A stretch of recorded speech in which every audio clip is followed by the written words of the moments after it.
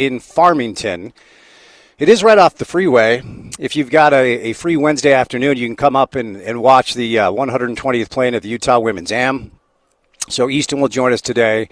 And then one of my favorites to talk soccer with, and a good day to have him on the program, Max Bretas, who I believe still does a lot of work with LAFC. He is on Apple Television, and he's an excellent voice to talk about soccer here in the United States and the World Cup and what MLS could potentially be moving forward as a result of this World Cup bump. And by the way, I was citing this number that I read on Sports Media Watch of 44 million people watching the World Cup final. Well, we have the up-to-date number, and it's actually closer to 60. 60 million people watched the World Cup final in a match that didn't even feature the U.S. men's national team. I think I would understand it a little bit more if the U.S. was involved. But 60, and by the way, that's 60 million people in our country. If you expand across the globe, you're talking about 1.2 billion people watching the World Cup final between Spain and Argentina. So ultimately, I think Max will be good today to help us understand just the magnitude of this moment. How important does it feel for a guy like Max Bretas, who has worked in and covered this sport for maybe 3 decades, thereabouts? So good guest list: Ben Solak, Sammy Moore, Easton Folster, Max Bretas.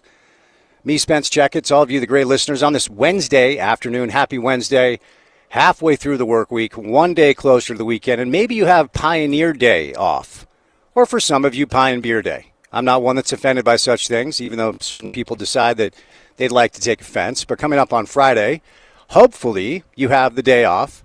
And let's see, we're looking at about, 20 miles as the crow flies, maybe a little bit less than that, in the south. That would be southeast direction, downtown Salt Lake City, Utah, where the producer of this program, Porter Larson, is standing by. All right, just to set the scene, we're on air. It took a little time because, I think it's in the mission statement of our radio station that remotes actually start 10 minutes late. I don't know if that's the deal, but we're here. We're on air.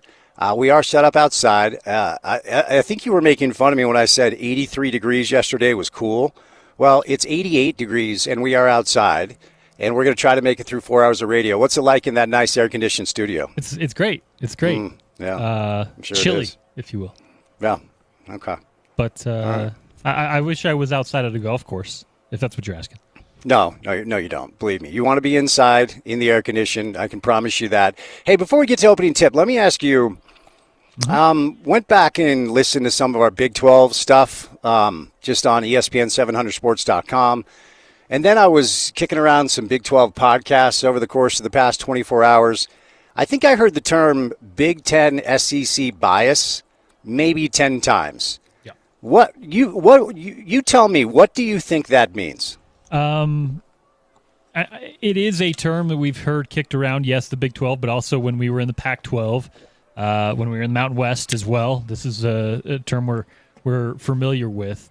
And, I mean, it's clear. There is a bias towards bigger brands, towards bigger leagues, bigger products, and that comes by way of media. It comes by way of coverage. It comes by way of how you're covered.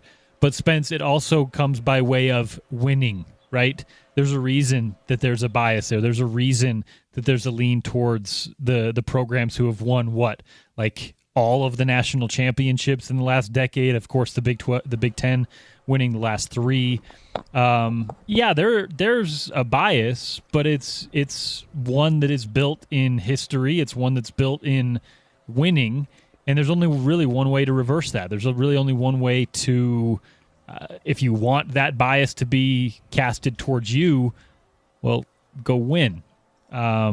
It's not as simple as that, right? Because when a bias exists for a longer time, then you start to build a disadvantage there. You start to build like a historical disadvantage for the teams that aren't part of that ecosystem. But it still is one of those things where that bias only changes when you go out and win. Of course, Utah against Alabama in 2008, right? There was a clear lean towards what the coverage looked like that week. And then what did Utah do? They went out and won, and at least for a moment, at least for that week, that year, they changed the context around that game. They changed the context around those conferences. You got to do that through years and years of success and winning, which the SEC and the Big Ten have behind them. Quick update. Jan has brought me 2 cold towels. There we go. So I'm now wiping down my legs. What about some practice balls? I might hit some balls later, but if I end the show and the women are playing, I can't be like, hey, step aside. I've got to work on my short game because they're the priority here. So we're going to survive. I have 2 cold towels. I'm wrapping them around my thighs. There's your visual to start the show today. All right, Oak Ridge Country Club, if you have a free Wednesday afternoon, you want to watch some high-quality, high-caliber golf, it is the 120th playing of the Utah Women's Amateur Tournament. It will go throughout tomorrow with a 36-hole match play final. We'll keep you up to date on the results. Ben Solak is our first guest, one of our favorites to talk pro football. It is that time of year as the NFL is got some training camps going on. And ultimately, we'll have a lot of excellent storylines to get to with Ben. But before Ben stops by, courtesy of our friends at Game Day Men's Health, it is time now for your opening tip. Now, okay, here's what we're going to do. If you're at work streaming us online, thank you for doing that. Hello, happy Wednesday. If you are driving around town, as long as you are at a stoplight and you are not driving, we don't want you to do this while you're driving, but open up your web browser, and we're not going to debate which web browser you should have. We did that on the show yesterday. And go to GameDayMen'sHealth.com right now. That's Game Day Men's Health. And what you're going to do when you're there is you're going to schedule a free consultation with zero obligation. Why you haven't done that yet is beyond me, because it takes no time out of your day, 20 to 30 minutes out of your day. It costs you $0. That's right, it is free. And you're going to learn a lot about where you're at right now with your current health, okay? So GameDayMen'sHealth.com has a bunch of different programs and products to help you if you are trying to get back in shape, if you're trying to lose weight, if you're trying to get in a better shape, or if you need to lose a lot of weight. Number one, you've got to work at it. Okay, there's no shortcut in that direction. But with what we have at our disposal, as far as the ability, as the kids like to say, to biohack, the hard work can pay off in a much different way if you decide to utilize some of the products that they have at Game Day Men's Health. Now, for me, I've used their testosterone therapy and their peptides. And coming up next month, I will have been working with Game Day Men's Health for 3 years. Here's what I love about it the most. They helped me get into the best shape of my life as an adult in about 2.5, 3 months. Okay, 2.5, 3 months, cleaned up some habits, started exercising, and was doing all the things. And then utilizing their program, it helped me to get into the best shape I've ever been in as an adult. But the best part of it is 3 years later, I've maintained it, okay? Because I think a lot of people can relate to maybe a fad diet or a quick workout program, and boom, you've lost the 10, 12 pounds you've been trying to, and you feel great.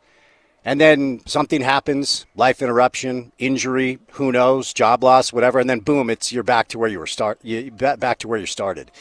The great thing about Game Day Men's Health is they put you on a program where you go in to see them about every 3 months, and they recheck your blood, they recheck your levels, and then they adjust, and they go from there. Now, GameDayMen'sHealth.com is where you go for the free consultation. Bountiful, Cottonwood Heights, 2 very convenient locations.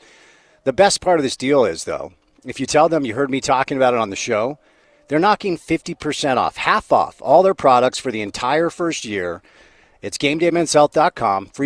Schedule a free consultation. Tell them you heard me talking about it, and they will give you 50% off. It's the same deal they give me, and it makes it very affordable. These products, once upon a time, were pretty much saved for celebrities or high-end athletes, and now people like you and I can take advantage of them, get back in shape, regain that libido, make your partner happy, get the energy, sleep better with our good friends at Game Day Men's Health.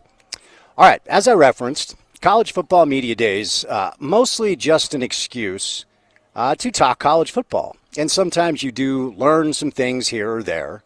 And sometimes a coach, an administrator, or an athlete will actually say something of substance. More often than not, it's a lot of coach speak. It's a lot of propaganda. It's a lot of messaging that conferences and schools just want to convince you that are true and oftentimes are not.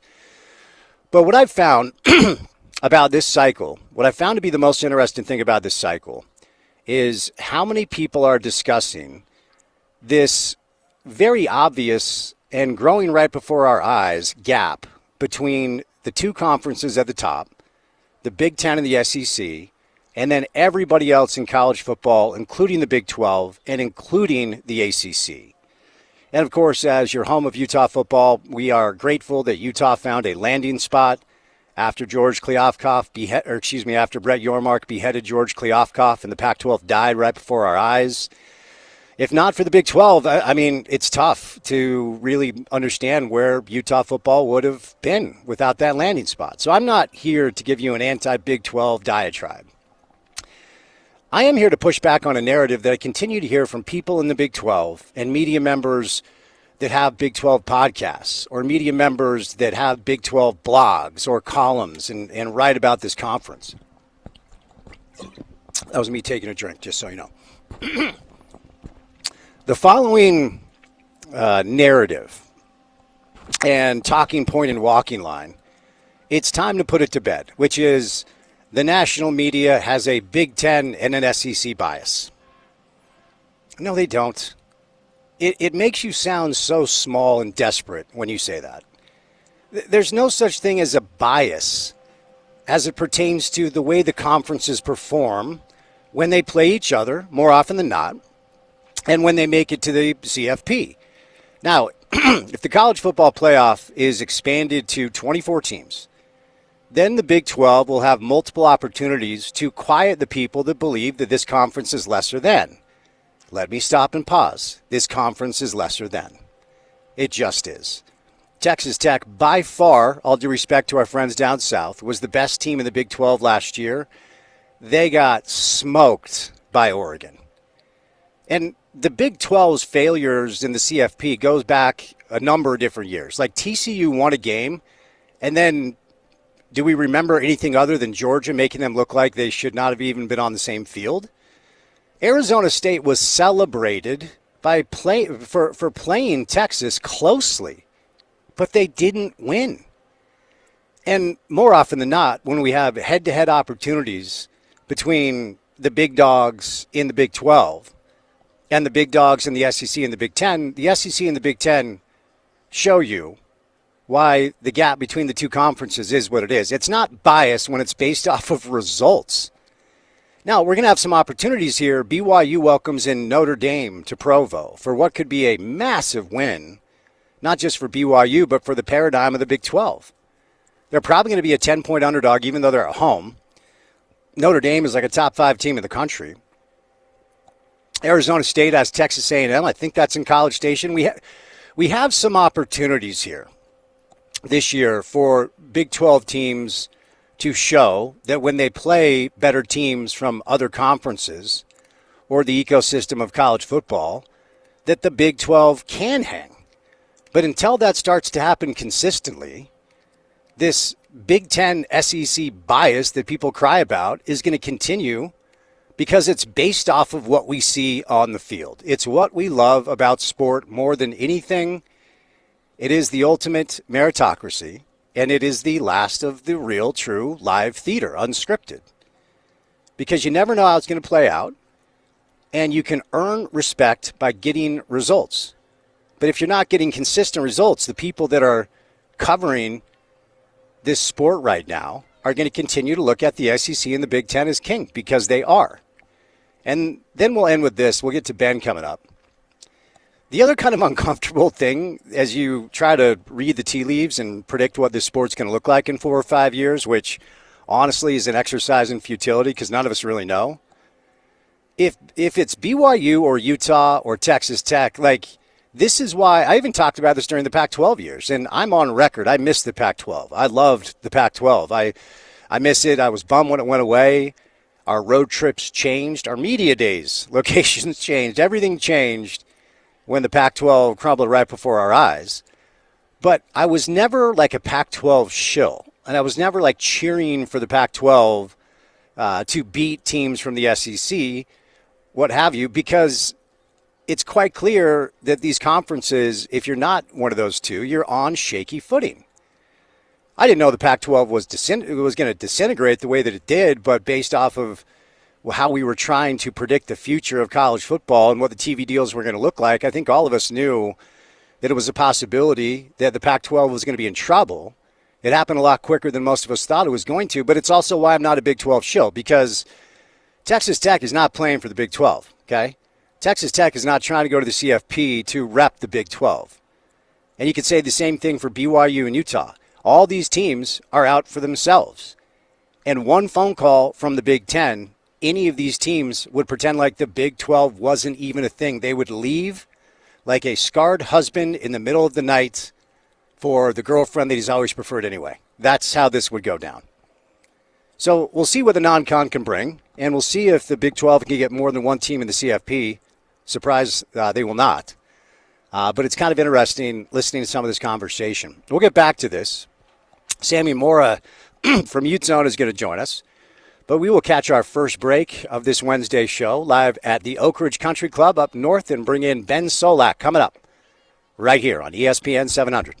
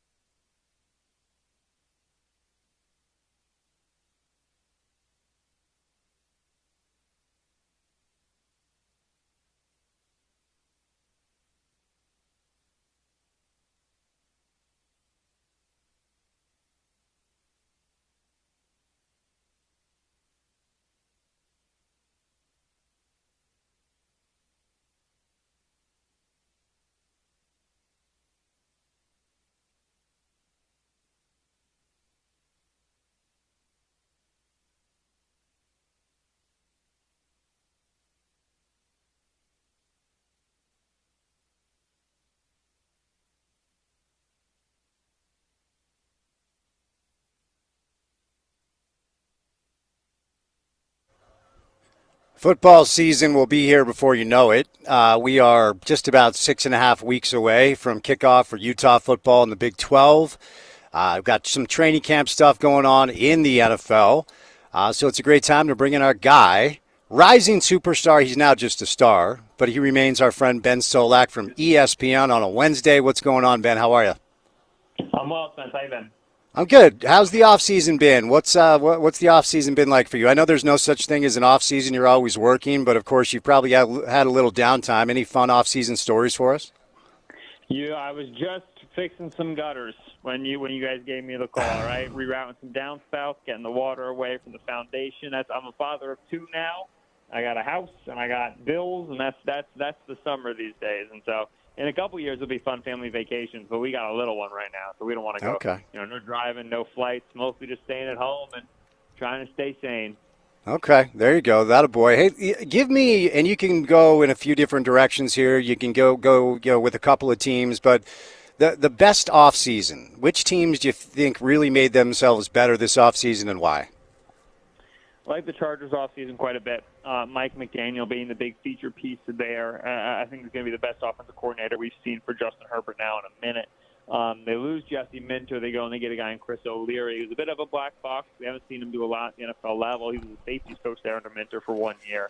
So they're keeping the scheme continuity, which is nice. And you saw they made a big investment in the running game, right? Tight ends and fullbacks. Go and add Charlie Kohler, add David Njoku, Alec Ingold, Cole Strange, follow McDaniel over. I think they're going to be a lot better running the football, and then I think that Herbert or Ladd McConkey, Quentin Johnson fit pretty well for this McDaniel offense. So big fan of what the Chargers did. I like the Saints approach a lot. Similarly, this was a really good defense last year. They keep Brandon Staley as a DC. Offensively, they started to figure something out there with Tyler Shuck, but they needed to have multiple pass-catching options because they want to be kind of like a quick game, sort of a passing team. They draft Jordan Tyson in the first round. And then they were really bad running the football last season. They had Travis Etienne, the running back from the Jaguars, and they get David Edwards, who's a really good guard from the Bills, underrated player. That Saints line is really, really good. They've drafted, developed, and now they've kind of added that one last piece. So don't be surprised if the Saints, really good run plus defense team with an ascending quarterback, they can be pretty good this year in the NFC. On the other side, off seasons where maybe you were hoping or expecting for a little bit more, just teams that you have a lot of questions about prior to the official start of this thing. It's a great question. I'm surprised by the Chiefs' approach. I did not think that a full surrender into trading away Trent McDuffie, letting Jalen Watson walk, letting Brian Cook walk, all to try to replace those guys with middle-round picks and kind of bottom bargain bin free agents. Like I understand that Steve Spagnuolo kind of allows you to be a uniquely cheap team in the secondary, for lack of a better word, because he's such a good coach. He develops those guys really well. But I am surprised that we got that much of a sell there, and the only really buy back was the Kenneth Walker buy, which Kenneth Walker, really explosive running back. He creates a lot in space, and they need that there. They were in Isaiah Pacheco and Kareem Hunt team. They didn't have a lot of big playability, but I'm not convinced in the explosiveness of this passing offense. They needed new wide receivers, and they did not add them. And so I'm not going to sit here and hop on the radio and be like, man, the Chiefs are going to be bad again next year. It's Patrick Mahomes. We're not going to go that far. But they really are like doing a whole year's worth of a reload, and I'm surprised that it's that big of an endeavor there in Kansas City. Speaking of Mahomes, what are you hearing? He, of course, tore his ACL, LCL back in December. Their opening game is Monday, September 14th, which I believe is as late as they can expect there, so that maybe gives them a little bit of time. But what are you hearing as far as the progress of Patrick Mahomes? Yeah, it's been optimism since day one. This is his first really major injury. Apparently it was a fairly clean ligament tear. And so the expectation is that he's going to be able to get full action in training camp. Andy Reid has always been a guy who likes to play his players in the preseason, right? He likes to give his starters a lot of action. And so my expectation is that we're going to see Mahomes play in training camp. We're going to see him get reps in the preseason as long as there's no setbacks. They feel good about him being a week one starter. If not a week one starter, either it's probably a setback or it's like a week 2, week 3 sort of a thing where they're just trying to check the lax boxes. And so I'd be surprised if we have to suffer an extended period of Patrick Mahomes-less football in 2026. That doesn't seem something that they expect to come down the mountain here. So since you and I last spoke, the Rams made a sizable move, bringing in Myles Garrett. A lot of rumors about maybe Aaron Donald. deciding to maybe come back in some sort of role. Not sure what that's going to look like, but were you surprised when you heard the news that the Browns had elected to move on from Myles Garrett? And I believe the Rams, alongside the Bills, are the Vegas favorite to win the Super Bowl this year. Yeah, I mean, the Garrett thing is crazy, right? I think that we do a lot of cool scheme, nerd football stuff. Ooh, man, the Rams defense was so good. Chris Shula, what a nice system. And then once Myles Garrett becomes available, it's like, all right, screw the system, go get Garrett. Right? Like he's a math-changing, field-altering, rule-breaking caliber of a player. And so the Rams are the sort of team that we've seen be extremely willing to just go and get that guy every single time, right? And say, we will solve the other problems when we solve the other problems. We will deal with no future picks when we deal with no future picks. This is the way that we're going about things right now. And so I am impressed by and pleased with the addition. I think it was absolutely the right move. The ceiling here for the Rams, it still kind of is what it was last season, which is how healthy is Matthew Stafford? How healthy is Puka Nacua? Are we able to get a full 17-game season, Devontae Adams, out of these tentpoles here on offense? If they're able to, then yeah, they're going to be one of the two best teams in football the exact same way they were last year. And those Seahawks games came down to last drives and tipped balls and Zach Charbonnet two-point conversion, fumble recoveries on what were actually backward passes. It really comes down to the margins. And so the Rams are closer, but closer doesn't really, it's not horseshoes here in the NFL. We played best of ones in the NFL postseason. And so you get, ask the Broncos, your quarterback gets banged up, that's it. It's all she wrote. So the Rams have improved their chances. But when people talk about clearly the Rams above the Seahawks and above the rest of the NFL, that's all well and good for July. But we know it's going to come down to really tight margins when we get to January football. I had referenced the Bills. Of course, there's a coaching change. It's Joe Brady now. It's not Sean McDonough. And next to the Rams, the Bills are the team that Vegas believes has the shot to win the thing. And obviously a lot of that probably has to do with who they have under center, as we know. But what do you make of kind of that storyline? New coach, same quarterback, Vegas liking Buffalo to win the Super Bowl. Yep. They're still a very good team. Josh Allen's still extremely good. And this big Sean McDermott to Joe Brady move is about, we're going to build with the offense here. We're going to be able to inject the defense with some newness. Jim Leonard is the new DC there coming over from Denver. And it's a new era in Buffalo football. Forget about the last 6 years. Everything is different. And it's like, okay, sure. But the Bills were, by DVOA, they were one of the best teams in history over like a 5-year stretch to never make it to the Super Bowl. I'll give you even a worse stat. They won a playoff game in 6 consecutive seasons. Not just made the playoffs, won a playoff game. That's only been done 3 times previous in NFL history, and those 3 teams each won 3 Super Bowls. The Bills did not make one. And so it is, I think, psychologically beneficial to be able to turn to the fan base and even turn to the locker room and say, wash everything down the pipe. There's a new guy up at the top. There's a new culture. Joe Brady's going to approach things differently. We are just as live as we were previously. The reality is the AFC is really tight, right? The Patriots are extremely good in the division. The Broncos and the Texans are extremely good in the conference. You have the Chargers, you have the Chiefs, a lot of good ball teams in the AFC. Buffalo is no measurably better than they've been the last 3 or 4 times that they've come chipping at this hill. There's a chance that they get the breaks and the bounces that they haven't gotten in years past. And there's a chance that, Joe Brady's got something from like a culture perspective that Sean McDermott never did. But I'll believe that when I see it. McDermott was an extremely good, well-respected coach. He was loved in that locker room by a lot of those players. To me, Buffalo is a A-list contender, but we've been saying that for many years, and as we know, doesn't necessarily print Super Bowl appearances, let alone championships when we get to January football. You referenced the Patriots, and I don't know, man, it's just been weird. Like the offseason for them has been weird, and I don't want to dig too much into the reporting's out there with Vrabel and Diana Rossini and the weirdness, and then he had to excuse himself, came back, answered some questions. They were a Super Bowl team a year ago. Do you think any of this offseason weirdness is going to affect what we see from them once the season starts? I think it inevitably does. Now, I think that it is part of what is just a larger Super Bowl hangover, right? I think that the Rossini-Vrabel thing had never occurred.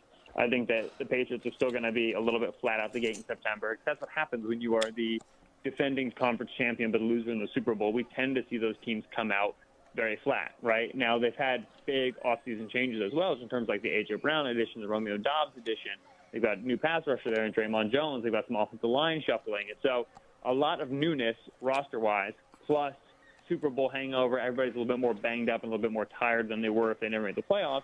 just tends to lead to a slow September into some October issues. Throw in coach not necessarily as dialed in on off season as, perhaps most coaches are, because of some, narratives that he's been managing and some marital stress and, not present for the third day of the draft, et cetera, et cetera, et cetera. And yeah, you can see that issue compounded. And so I think that if and when the Patriots have a slow start, people will attribute it to Vrabel. I think it was a little bit inevitable just because of how long the season was last year. And then the Vrabel off-season drama kind of exacerbates the issue. All right, let's do our annual Ben Solak makes Spence feel good about his Jets, only to leave Spence sad at the end of the season. Tell me about my Jets this year. What are some things that you like?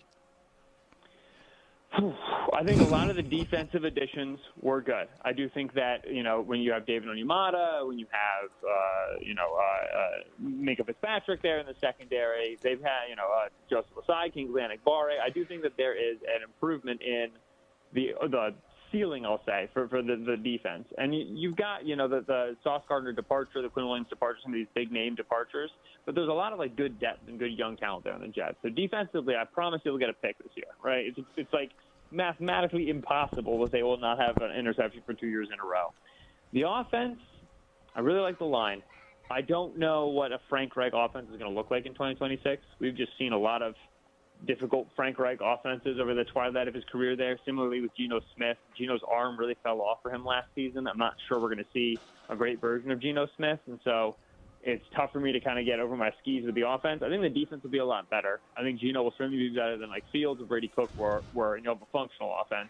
You want me to promise you more than 6 wins, you're going to have to call a different NFL analyst. I can't get there with you on that one. Well, doesn't it just feel like they're potentially hoping for a little draft luck? And is Arch the guy? As far as people you talk to, is Arch the guy this year in the draft cycle? Yeah, I mean, I think Arch would have been one of the 2 or 3 first quarterbacks taken if he was out in this class, even off of not an incredible 2025 season, simply because of the name recognition and then the fact that, this is a really dynamically talented. He's a great mover, right? I think the thing people don't realize is because he's a Manning, this guy can move, he can run, he can make guys miss. A Manning with wheels is really something to see. And then I also think he finished the season much stronger in 2025 off the film than people realize. And so it's Arch for sure, but Arch ain't the only cat, right? We're looking at a class that's going to, I think, be similar to 2024, 2021, where we're talking about 5-6 quarterbacks in the first round. Let's stay in New York. As I often like to do with you, I like to kick the tires on some local angles. And as you know, Jackson Dart played his high school ball out here in Utah, and his family is still here. He makes his off-season home here. They've got John Harbaugh at the helm.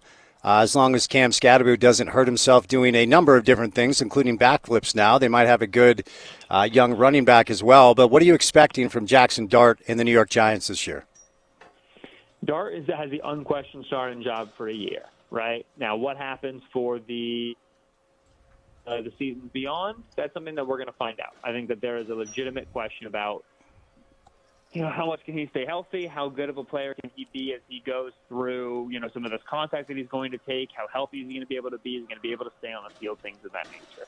Now, he's got a offensive nucleus there in terms of coaches. Matt Nagy, Brian Callahan, Greg Roman. A lot of guys have been around for a long time. John Harbaugh's been around for a long time.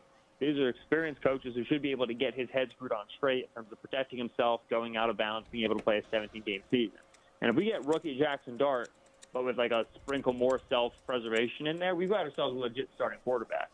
Giants roster is not ready for a legitimate playoff push, but it's very easy for me to see them being a 500 team that hangs around the postseason picture the whole way. They have a really good pass rush. They have a dynamic athlete at quarterback. And then it's a matter of Dart growing and becoming a little bit more diverse of a quarterback in year 3. The Malik Neighbors' health is just a big question mark, right? Malik Neighbors got injured week 4 last year, tore an ACL with meniscus damage. He had to wait a whole month to get surgery just so they could clear up all the damage that was in there, right? You get him to a point where he could get under the knife. And then you had to have a second cleanup surgery in the spring to get rid of stiffness in his knee. This arc, is not reporting. This is not anything that's known, but this sort of an arc and the second cleanup surgery is the sort of thing that is a knee injury that just doesn't go away. And so if Neighbors can't really get on the field and lacks the twitch that he had, this Giants wide receiver room is one of the worst in football. And it's going to take a little bit of time to kind of recover that. So that's the long-term concern there for the Giants. I wanted to go back to the Rams for a moment because I wanted to ask you about Puka. We had down at Big 12 Media Days. JB Long was down there, and of course he's the voice of the Rams. And all of us around here want this kid to be well, but just period, end of story as a person. And then attendant to it, which I consider secondary, is his football life, where he has a chance to be one of the greats to ever do it. And he enters a year that's big for him because he could sign a big extension. Tell me what you're hearing about this process that we've all been following here closely. Again, just pulling for the kid to make sure that he's well. Yeah, I think that the company line from the Rams has been that no one's really getting extended this year because they have a few guys, right? They have Austin Lyman, Kevin Dotson, Steve Avila, who are up and could potentially get extended. Those guys haven't gotten those deals. You have Puka that's there. They gave a big deal to Quentin Lake, their nickel corner last season, but other than that, they haven't really touched the defense. At the time, it was Jared Verse and Kobe Turner who were really up for it. Now, obviously, it's just Kobe Turner, but the company line is that nobody's getting deals. I think that is legitimate. I think that's true. I think that the idea there is we're all in this year. Myles Garrett, Trey McDuffie, maybe Aaron Donald. We're doing the Matthew Stafford, Sean McVay thing for at least one more year. We'll win a Super Bowl. And then if Stafford retires and if Sean McVay retires with him, which is kind of the, popular rumor around McVay and Stafford, then, all right, maybe you don't want to necessarily be paying all these guys. Maybe you want to go kind of kickstart the next, era with Ty Simpson there at quarterback. So I do buy the company line. I also think that given the fact that Puka's been one of the 4 best receivers in football last year, and you can really argue, he's been one of the 2 best over the last couple of years. I do think that if Puka's entire off-field demeanor were excellent and he were well-behaved and never an issue in the locker room and et cetera, that they might be willing to make an exception for a guy who's very clearly an elite receiver, going to be an elite receiver for a while, will help their team no matter what, no matter when. But because, he's given them a little bit of this cover to wait on it for another year, they now can and kind of get some more information, see how he does this year. And from all reporting, from everything that's been talked about, he's got a better understanding of the seriousness of being a public figure, being somebody that is in the public eye, and all of his actions and misdemeanors will be very heavily scrutinized, and he's going to take that more seriously moving forward. So I think if you get a regular off-the-field year out of Puka Nacua, I think you're going to see him become the highest-paid wide receiver in the league next season. That's still the most likely outcome. We'll get there when we get there, has been kind of the Rams' approach. Utah football had potentially the best offensive line in all of college football last year, not just the Big 12. And 2 of their tackles went in the first round. Spencer Fano, top 10 pick to Cleveland. What do you make of that fit, and what's a reasonable expectation for the Browns this year? Yeah, reasonable expectation is they could be the worst team in football. They might be one of the, maybe 5th, might be 7th instead. There's still a lot of good pieces on that defense.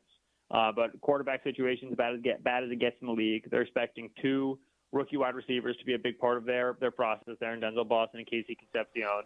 The offensive line is potentially 5 new starters, right? So this is just like an offensive rehaul that we really don't see the caliber of here in the NFL. It's quite a rare thing. Now, Fano is a good young player. He spent a lot of time in the Big 12 there playing with, not necessarily the most NFL-style pass rushes and not necessarily the most, dynamic fronts and athletes, and it's going to be a little bit of a learning curve we typically see for guys coming out of that conference working their way up to the NFL speed, right? Now, Todd Monken's offense tends to be a very versatile offense. He'll kind of call it for the strength of his guys, and he's got experience at the college level, so I think that he can do a nice job giving Fano the on-ramp necessary to succeed, but he's going to be a rookie first-round pick at left tackle. Those guys pretty much universally take their lumps, right, over the course of the first season, and so especially when you're on a bad team like this, and Deshaun Watson, Shedeur Sanders, whoever starts at quarterback, is going to be a guy who likes to take a lot of sacks.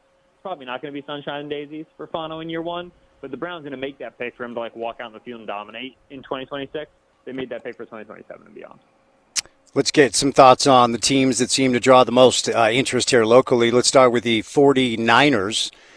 Some interesting decisions. And look, as you know, and you've been good with this over the years, they always just seem to be 1 or 2 injuries away from maybe playing for it all. And they've had a lot of bad luck with the health stuff, and they still have some question marks with some of their better players as far as the health goes. But they're not thought to be among the favorites to maybe get this thing done this year. What can we expect from the Niners this year? All about the defense there, right? Robert Saleh did Really good work. Made a lot of chicken salad out of chicken you-know-what last season. Just a lot of young players. They had a ton of injuries in the defensive front. It was just a brutal, brutal run for the 49ers defense personnel-wise. But Saleh made that all work. Now in year two, Saleh leaves. It's Raheem Morris and steps in. A lot of those young players are a lot more experienced, and they got a lot better. And, hey, we might be a good unit here if Fred Warner and Nick Bosa can come back to full health. So if Morris can kind of pick up where Saleh left off, that defense will be quite good. The offense will always be good under Kyle Shanahan with Brock Purdy there. It's a great duo. Christian McCaffrey, George Kittle, Mike Evans. It's a pretty old group of skill position players. They're telling you, we're trying to do it right now. We're trying to push the aggressive this year. And so Kittle's trying to come off an Achilles injury that happened 8 months ago. I mean, it's unbelievable how fast he's trying to get back on the field. But that's kind of the changing nature of Achilles injuries in the modern NFL. So the offense is going to be good. Defense has a chance to be actually quite good and to really have improved from what they were in 2025 with all those young pieces who kind of learned on the job last year. So I hold a candle for having a really good Niners team. It's just contingent on a lot of growth from young players. And, that's 3 or 4 bets that have to hit in a row. And if you only get 2 or 3, then you still have a weak point on your defense. And so I think the Niners can be better than people realize. I think the Mike Evans fit is going to be amazing. But are they at the Rams, the Seahawks level? Probably not. The closest team via proximity these days, of course, is the Vegas Raiders with a new coach and a new young quarterback and a new part owner in Tom Brady, who appears to be kind of advising them with his Kirk Cousins, Fernando Mendoza dynamic. What's a reasonable expectation for Vegas this year? I think Vegas is going to be better than people realize, and I think that Vegas is going to play Fernando Mendoza before people realize, earlier than people realize. Yeah. Mendoza's a smart cookie, and he's been preparing for this exact Clint Kubiak offense for a while now. He's known he's going to be the Raiders' pick since far before the NFL draft. So I think that his rookie learning curve is much closer than folks are giving it credit for. Now, they might say it's Kirk Cousins because it's Kirk Cousins, and we want to do the Tom Brady thing. We want to rest him for as long as possible. And if that's, they think, the best approach to kind of building him along and helping him develop, that's fine. But I bet you Mendoza's out there playing is more impactful earlier than people realize. The ceiling with the offense also higher than I think people realize, because that running game was absolutely nowhere last year under Chip Kelly. They made a lot of changes there on the offensive line and in terms of the scheme as well, just to become better in their approach. And I think that you've got with Ashton Genty and Brock Bowers, 2 really nice young ascendant pieces. The gap at wide receiver is obvious and is a little bit terrifying, but you can build an offense out of a running back and the tight end in the modern NFL. We've got really good at throwing the ball to the non-wide receiver positions lately. So are they going to make the playoffs? Almost certainly not. I think they finished the season with Mendoza, Bowers, and Genty as like the cornerstones of hey, this Raiders offense might get really good quite soon, right? And we start talking about them more seriously in 2027 and beyond.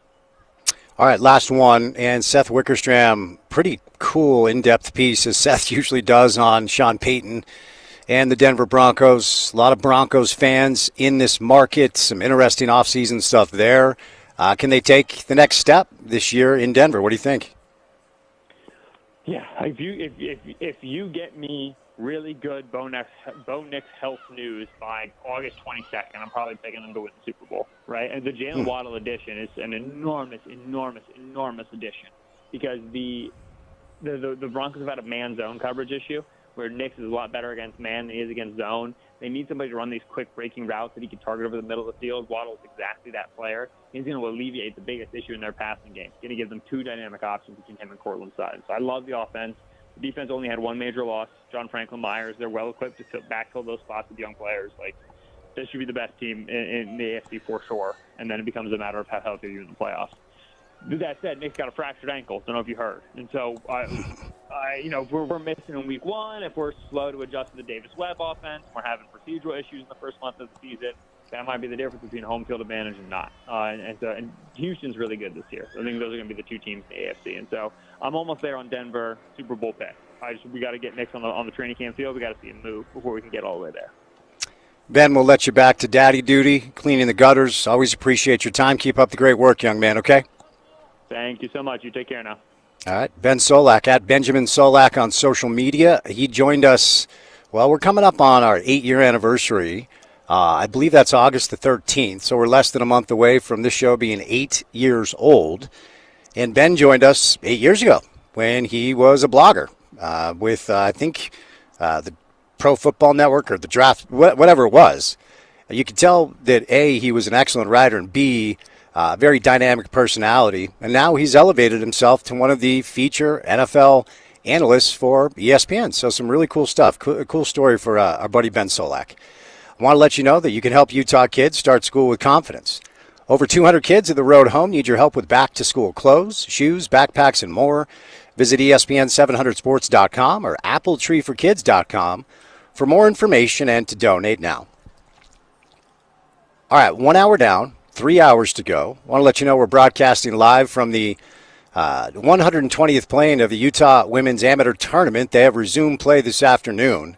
There was a little bit of a gap, which allowed some of the members up here at Oak Ridge to get out and play a little bit, but I can see that the women are back out on the course. We'll give you an update, and we'll check in with Easton Folster, the executive director of the UGA, coming up in just a little bit. But coming up on the other side, more football, and this time we'll switch gears and talk some Ute football and some college football with our friend Sammy Moore from Ute Zone on a Wednesday drive right here on ESPN 700.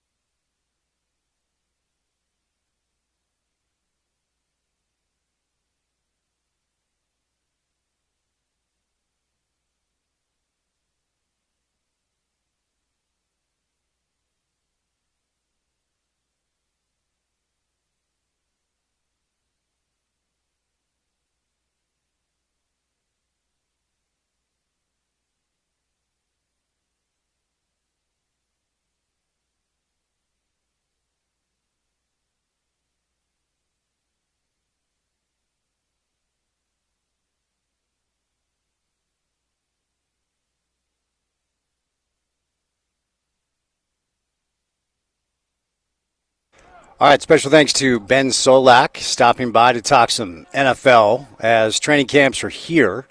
A lot of good NFL storylines to get to on the program. We're live today at the Oak Ridge Country Club. It's the 120th playing of the Utah State Amateur Women's Tournament. And the final will be tomorrow, 36-hole match play. We'll let you know what the results are looking like as we roll along throughout this afternoon. But let's talk more football. This time, college football, specifically Utah football and Big 12 football, with our friend Sammy Mora from Ute Zone. Sammy, happy Wednesday. How are you? I'm doing great, Spence. How are you? I'm doing well. So for our listeners who have not heard the news, who is the newest member of the Utah Ring of Honor, and what are the details there? Utah defensive back, he did a little bit of everything. Eric Weddle will be the inductee for this year for the Ring of Honor on September 12th. So that's the day of the Arkansas game. So that's massive for him. You know, Utah wants to find all of the legends and the people who meant a lot to this program and, you know, make sure they get their names in the rafters, so to speak. And I feel like Weddle was one of those ones that, felt like it was just bound to happen at some point, just from a sheer standpoint of what he did for Utah and then what he went on to do in the NFL. But, you know, super excited for him. So, yeah. Yeah, it felt like that was the natural next selection, of course. So congratulations to friend of the show and friend of anyone in the Utah football ecosystem, Eric Weddle, for a very deserving honor. Sammy, when I first saw the news that Brandon Rose was transferring to Utah, I actually thought it was fake, but it turns out that it is not, correct? Yeah, so actually that broke back in, after spring. I think I remember seeing it in, May, June, something like that, when Utah posted on Instagram some photos from, a team workout. And Brandon was in one of the photos, and so I reached out to some people, and they were like, yeah, he is transferred back. He walked on, and he's back with the team, which I think, just kind of shores up that quarterback room even more. Obviously, Devinger 1, Berger 2, but Brandon's a very capable 3. So then you're not also thrusting your 2 true freshmen into situations that they might not want to be put into this year. But, yeah, he is coming back. It's last year. He just finish out his career where he started, and so I don't expect to see Rose. At least I really, knock on wood, pray to God, pray to all the deities that you pray to, hope that we don't see Brandon this year. But it just kind of shores things up in that quarterback room. Yeah, the unfortunate lesson, and we didn't really have to learn this last year. We did a little bit, and I think Devin has been a little bit more forthcoming, certainly with us on this station and you guys at Ute Zone. Because you always get the truth after the fact. It's certainly when Kyle Whittingham's your head coach, with the way Whit approaches injuries, all of us were kind of left to focus on the eye test. And it was, for me, and I'm sure for you too, rather obvious when Devin wasn't, fully healthy, because we saw how dynamic he was when he was right. But if you go back just a few years, it wasn't that long ago that Utah needed 5 quarterbacks. And to your point, hopefully they only need 1. And Bird is there as a backup, but it's never bad to have depth in that room. We've all learned that lesson, yeah?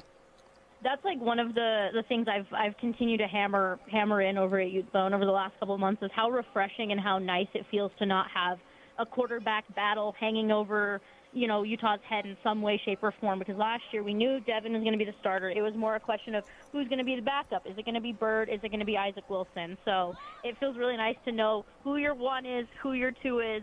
We're not dealing with any of that tomfoolery this fall. It's cut and dry, and at least it makes me feel a lot better. So I know that it has to make the coaching staff feel a lot better, because they're not the ones that are having to make those, multi-million-dollar decisions at this point when it comes to the quarterback. What are the most intriguing, legitimate positional battles, in your opinion, as we approach the season now? I actually, I was on with OC earlier this week, and he asked me something similar, and I kind of, it feels, like I said, with quarterback, that's one that's not lingering. And the 2 that kind of stand out to me the most is, who's going to be the 10th offensive lineman who travels with Utah. We kind of have an idea of who the top 9 guys are, but that 10th spot seems to be the one that's kind of up in the air. Myself and Dan Sorensen, also of Ute Zone, we kind of think that it's down to either Roger Alderman or Isaiah Kemma for that 10th spot. And in that situation, it comes down to versatility. Do you want someone like Roger who can play both guard spots and center, or do you want Isaiah, who specifically plays center, to, round out that 10-man traveling group on the offensive line? And then I think the other one for me is just, what does the rotation look like at defensive tackle? Because you have a lot of different bodies that are doing a lot of different things, and I think that honestly this defensive tackle room is so much better than it was last year. Who gets the 2 starting spots, and then who are the 2 guys that rotate? Because Utah rotates 4 defensive tackles all season. That's their thing. It keeps guys fresh. It keeps that defensive line humming and stuff like that. But I want to know what the rotation is going to be like. I have my suspicions that your 2 day 1 starters are going to be Lucas Samsula and Carson Kapusi, but I've also heard people think that it's going to be Carson and John Moy. I've heard people think it's going to be Carson and Pupu Sepulona. I've heard Jamal Wallace's name thrown in there as well. So that's one of the ones that's kind of interesting. If we know who the top guys are, but just what does the pecking order look like? But there's no truly glaring oh God, what needs to be solved this spring or this fall position battles, in my opinion. Do you feel like you know who the starting 5 offensive linemen are going to be? I have an idea. I think just based on gut and talking to me and Dan talking after practice and doing our little debriefs that we do and stuff. I have an idea. I don't, things might change, and how Morgan talked about back in spring, May was going to be a massive month for those guys, and if guys did what they needed to do in May, they might be working their way into that competition for the starting 5. But I know for a fact Keith Olson's probably going to start. I know Zaraway's probably going to start. Solotoa Moia is probably going to start, and then I honestly think Alex Harrison's going to be your starting center, and I think Cedric Jefferson's going to be your other starting tackle. It was interesting because I always liked hearing, you had referenced the defensive line. I always like to hear from the D-line about their opinion as far as the offensive line, because they're the ones going up against them, practice in and practice out. And Lance Holtzclaw, one of the players that Utah brought to Big 12 Media Day. And look, it's Big 12 Media Day. It's summer. He's talking about his teammates. I'm not saying this is set in stone, but he spoke. And look, we're all continuing to talk about the offensive line because it was the main impetus for the success on offense a year ago, in addition to some very talented skill players and a very good play caller who lives in Ann Arbor. But to hear Lance talk about the physicality of the group, to me, was a little bit relieving because he goes up against them every single practice, Mm-hmm. Well, and I can't remember who exactly said it at Media Day, but one of the players that was there, they said something along the lines of every single guy in that offensive line room knows what everyone is saying about them. They know that, people are saying that they're not going to be good. People are saying that there are going to be issues. There's going to be struggles with them. And they and whatever player it was, I want to say it was Lance, honestly, in our little media scrum we had with him. I think Lance said something along the lines of they know, and they're ready to prove all of those doubters wrong and all of those haters wrong. And, everyone should just get ready because they're prepared to prove everyone to be as wrong. And that's also encouraging to hear that, sometimes you don't want those players to see the media clips, hear what the fans are saying, but in a situation like this, that's bulletin board material that's just going to make this group better. And, at least I think, Jordan Gross is, from what we've seen in spring, I like the way that Jordan is approaching coaching these guys up. So until I'm proven otherwise, I think that I feel a lot more confident about the line now than I did, January of this year. Yeah, excuse me, I can only speak for myself. I don't feel well, again, I'll just speak for myself. It's not thinking they're going to be good.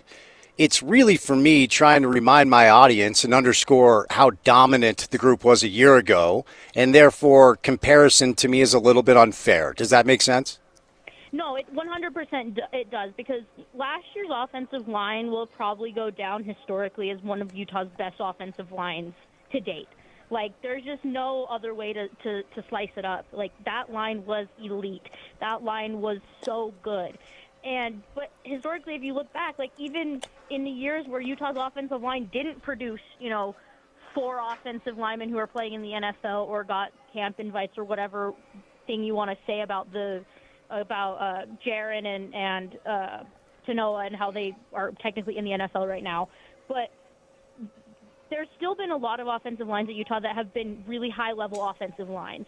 And even if this offensive line this year is even just a titch above average, I think Utah's going to be fine because there's just so many different playmakers and there's just so many different guys that can help chug the offense along. This isn't like last year where you had maybe one receiver at the time when we were heading into fall camp that we knew what we were going to get, and that was Ryan Davis. Like, people projected a lot about Tobias Merriweather, and it never panned out. You know, J.J. Buchanan was somewhat of an unknown. Dallin Bentley was somewhat of an unknown at that point. Whereas this year's wide receiver room, has so many guys that can do so many different things, which I think is just going to help this. Then you add in Wayshawn and Daniel and you know, Steve Chavez Soto, and then the tight ends of Benny, Andrews, Talunga, all of those guys. Like, there's a lot of playmakers, and then the biggest two playmakers are Devin and Bird. Like, if Devin could be super successful at New Mexico, which had a terrible offensive line, if this offensive line is even just a little bit better than average or above average, then Utah's cooking. Utah's cooking this year. So I had referenced this with you last week, but I do want to kind of revisit it, or maybe a couple of weeks ago when you joined us last, and you just kind of alluded to the Devin Dampier dynamic. I'll repeat what I said about the offensive line. Well, I think it's just unreasonable to expect them to be even close to what the group was a year ago. I think it's reasonable to expect them to be good. And while I think it's unreasonable to expect Devin to be much better than he was a year ago, I think it may be reasonable to expect that it might look a little bit different based off of the information you've shared with us about this wide receiver group.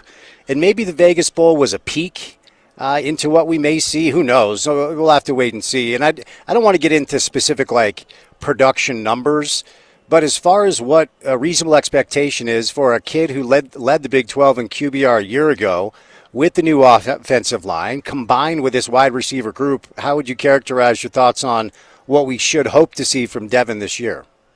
Well, I think the big thing with Devin is obviously last year he played 3/4 of the season dealing with some sort of injury or another, whether it was the high ankle sprain or it was the sports hernia. So it's like, if he's doing that high level of play with those injuries, what can he do with fully healthy, you know, even if the offensive line might be 3 or 4, like a step or two behind where it was last year. And I think that from an offensive standpoint, Kevin McGivern has done a really good job of scheming up this offense to play to Devin's strengths. So that, you know, speaks well, because that's exactly the same thing that Jason Beck did. It was scheming to what personnel he had. And given the talent that you have at wide receiver, I think you're going to see a little bit. I don't want to put numbers on it or like set unreasonable expectations for fans, but I honestly think you're going to see a little bit more of the passing game. And like I told OC earlier this week, like, I honestly fully expect this to be an actually balanced offense. Like, as much as people want to claim last year's offense was balanced, it very much wasn't. I think they had like over 3,400 rushing yards and only like 2,000 passing yards. Like, that's not balanced. Like, if it's closer to 50-50, I think that's the sweet spot, because it's taking pressure off of Devin to have to create with his legs, but it's also still allowing Devin to be Devin. Yeah, well said. Over to this discussion point about, and I talked to Bill about this week. Let me ask you, the non-conference schedule appears to be very manageable. Now, when Bronco Mendenhall brings a football team in your stadium, you're going to have to play. Okay, you can say whatever you want about Bronco and maybe some quirks and whatever. The man can coach football, and you know he's going to coach up Utah State, as this is your chance to go down to Salt Lake and show them why they made a mistake, not recruiting you. All the narratives, from what I've read about Arkansas, there's a little bit unknown, but most people not expecting much. And, you know, Idaho's going to be one of those games where if Utah's not up 70-0 after the first quarter, we're going to see tweets from Ute fans going, fire Morgan Scalley, but they're going to be fine. I think they're going to win all 3 games, and I think they're going to win all 3 games comfortably. The Sammy Mora take on what you want to see in those 3 games prior to start of league play at Iowa State, what does that sound like? Well, I think with Idaho, the big thing is going to be getting the kinks out. Like, it's not going to every single season opener, there's some sort of kink that needs to be worked out.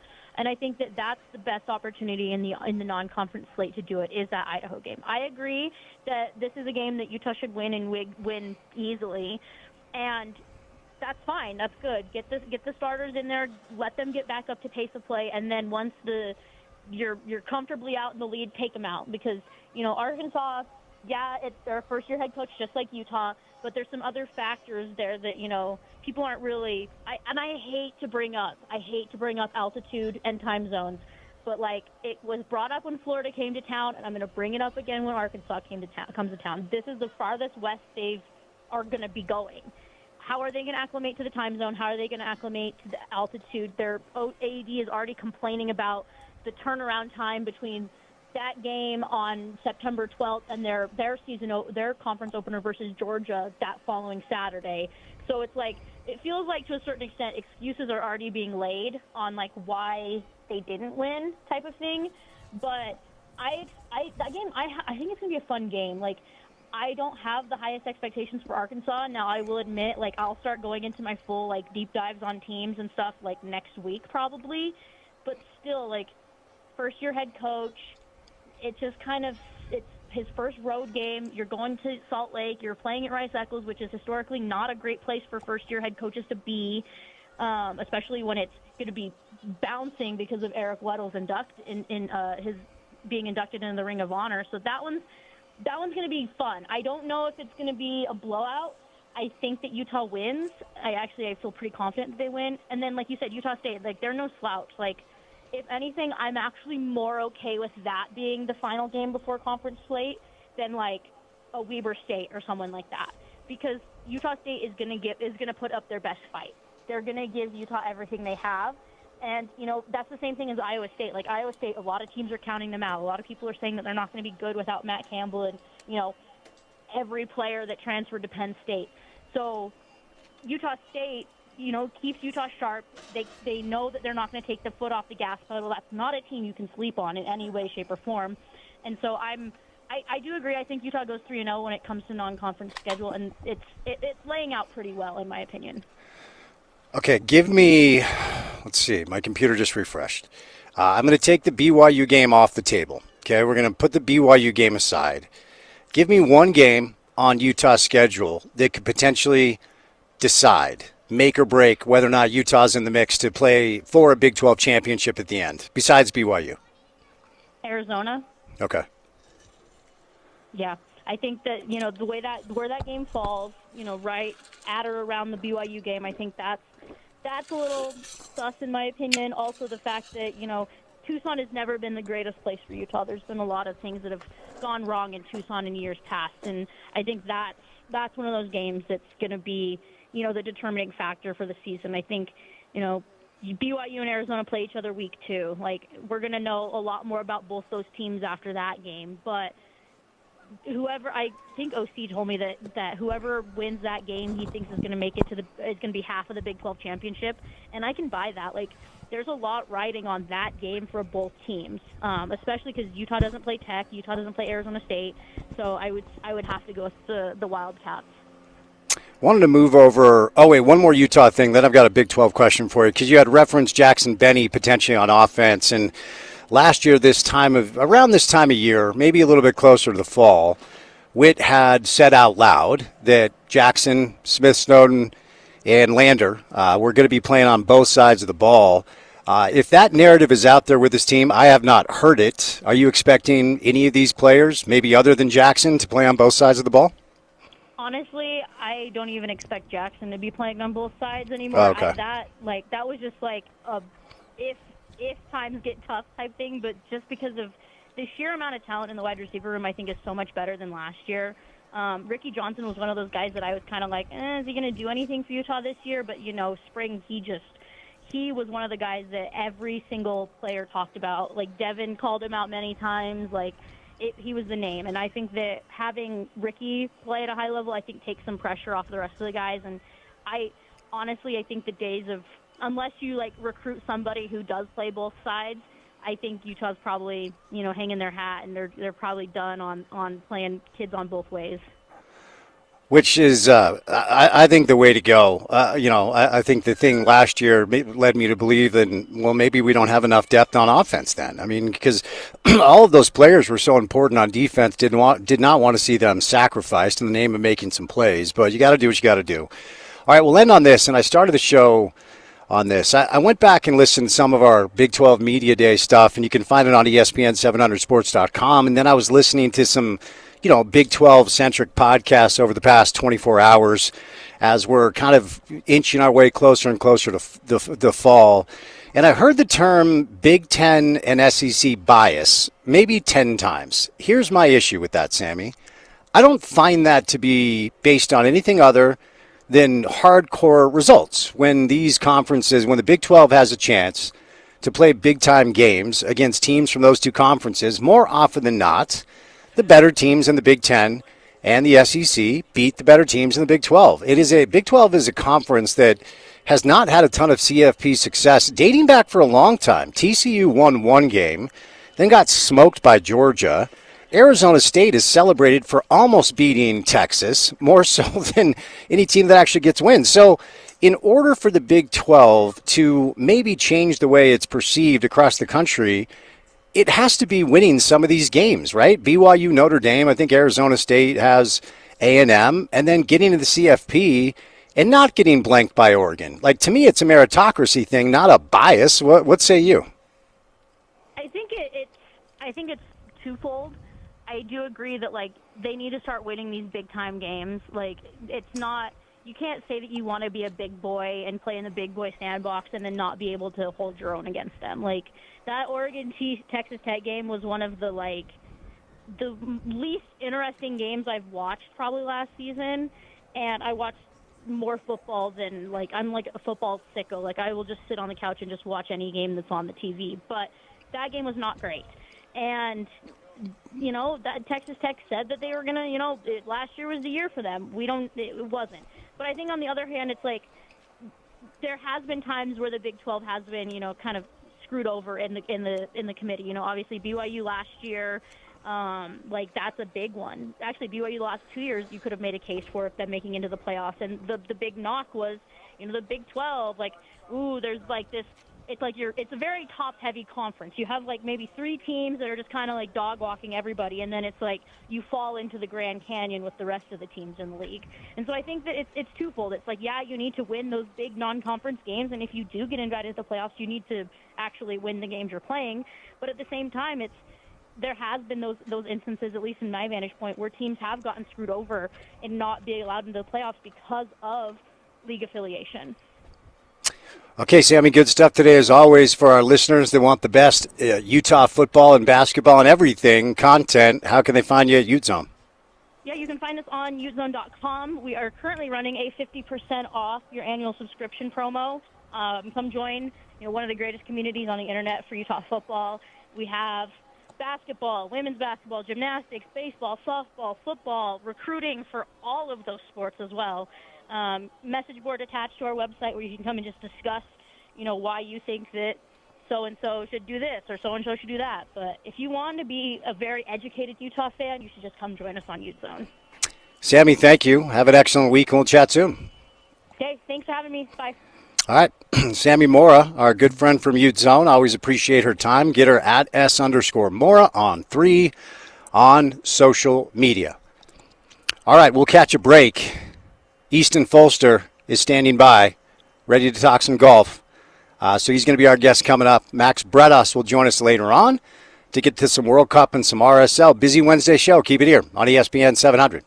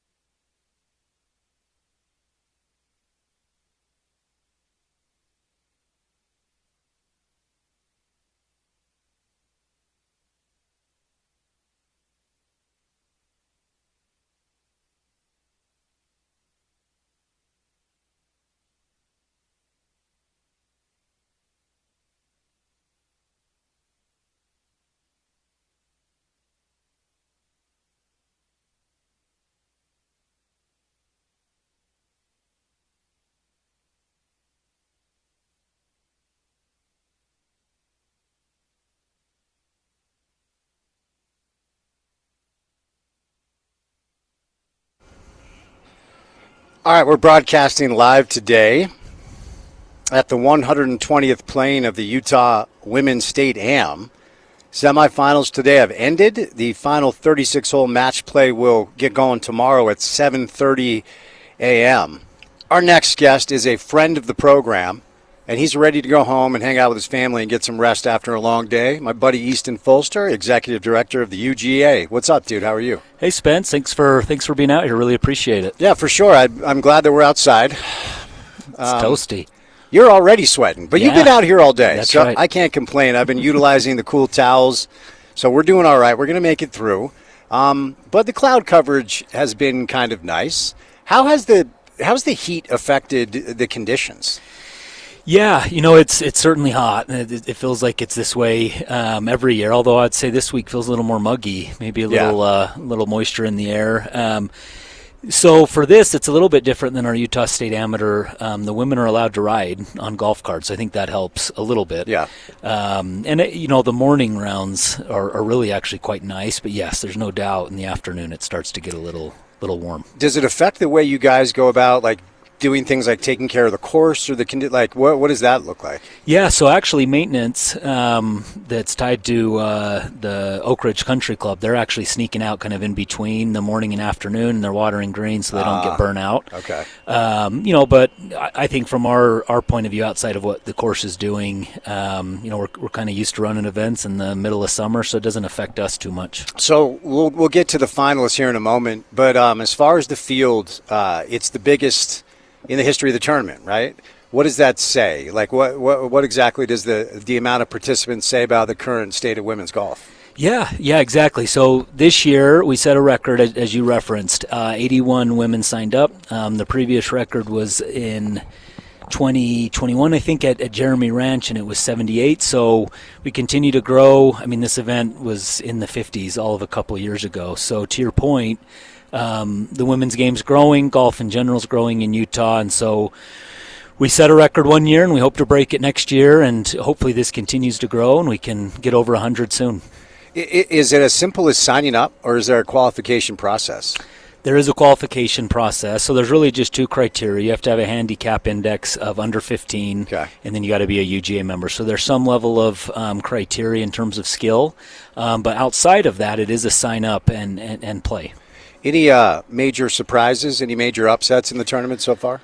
Well, I don't know that I'd say necessarily surprises or upsets. The one seed did lose in the first round, which is actually not uncommon to UGA events. Our one seed at the State Am this year lost to the 64 seed, which I think also happened last year. So it's certainly not uncommon. I think it also speaks to the depth that there's 32 women deep that can win. Yeah. And so I would say that was an upset, but I think opposite to that, and I'm sure we'll get to it, is Kelsey Chug playing in another final. So kind of the opposite of a surprise or an upset.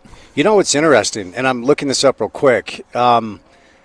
This year, like on the PGA Tour, there have been a bunch of just random winners, right? Like no one saw Ryan Fox coming. There's some, like Chris Gotterup has been kind of creeping for a while. He's won twice. Wyndham is a former winner. Aaron Ray, like every week on tour, it seems like there's a random winner as well. And look, golf has always been a crazy game of chance, and do you have it that day? And for whatever the thing that needs to click in your head, is it clicking that day? But does it seem like now more than ever, maybe there are so many good players that it's hard to identify a favorite week in and week out? Yeah, certainly. On tour, and you've referenced it, a variety of winners in the majors. I don't know. I'd be interested to ask the PGA Tour if that's good for television or not. I'm sure they like the big names to be up there. For us, I think parity's good, and, just for any player to sign up and feel like maybe they got a shot is always probably good for a league and good for an association like ours. So Kelsey's she's a mainstay, but Ashley, who's playing in her first final, she'll have a chance at it, and it'll be a lot of fun. Your former job was you were in charge of the rules, correct? Yeah, I was essentially running the tournament director for the UGA. Tournament director, and as part of that, because I remember the first time I played with you, Paul was like, yeah, he's in charge of the rules. And I'm like, what are we doing? Why am I playing with the guy in charge of the rules? The reason I bring it up Bryson, Open Championship.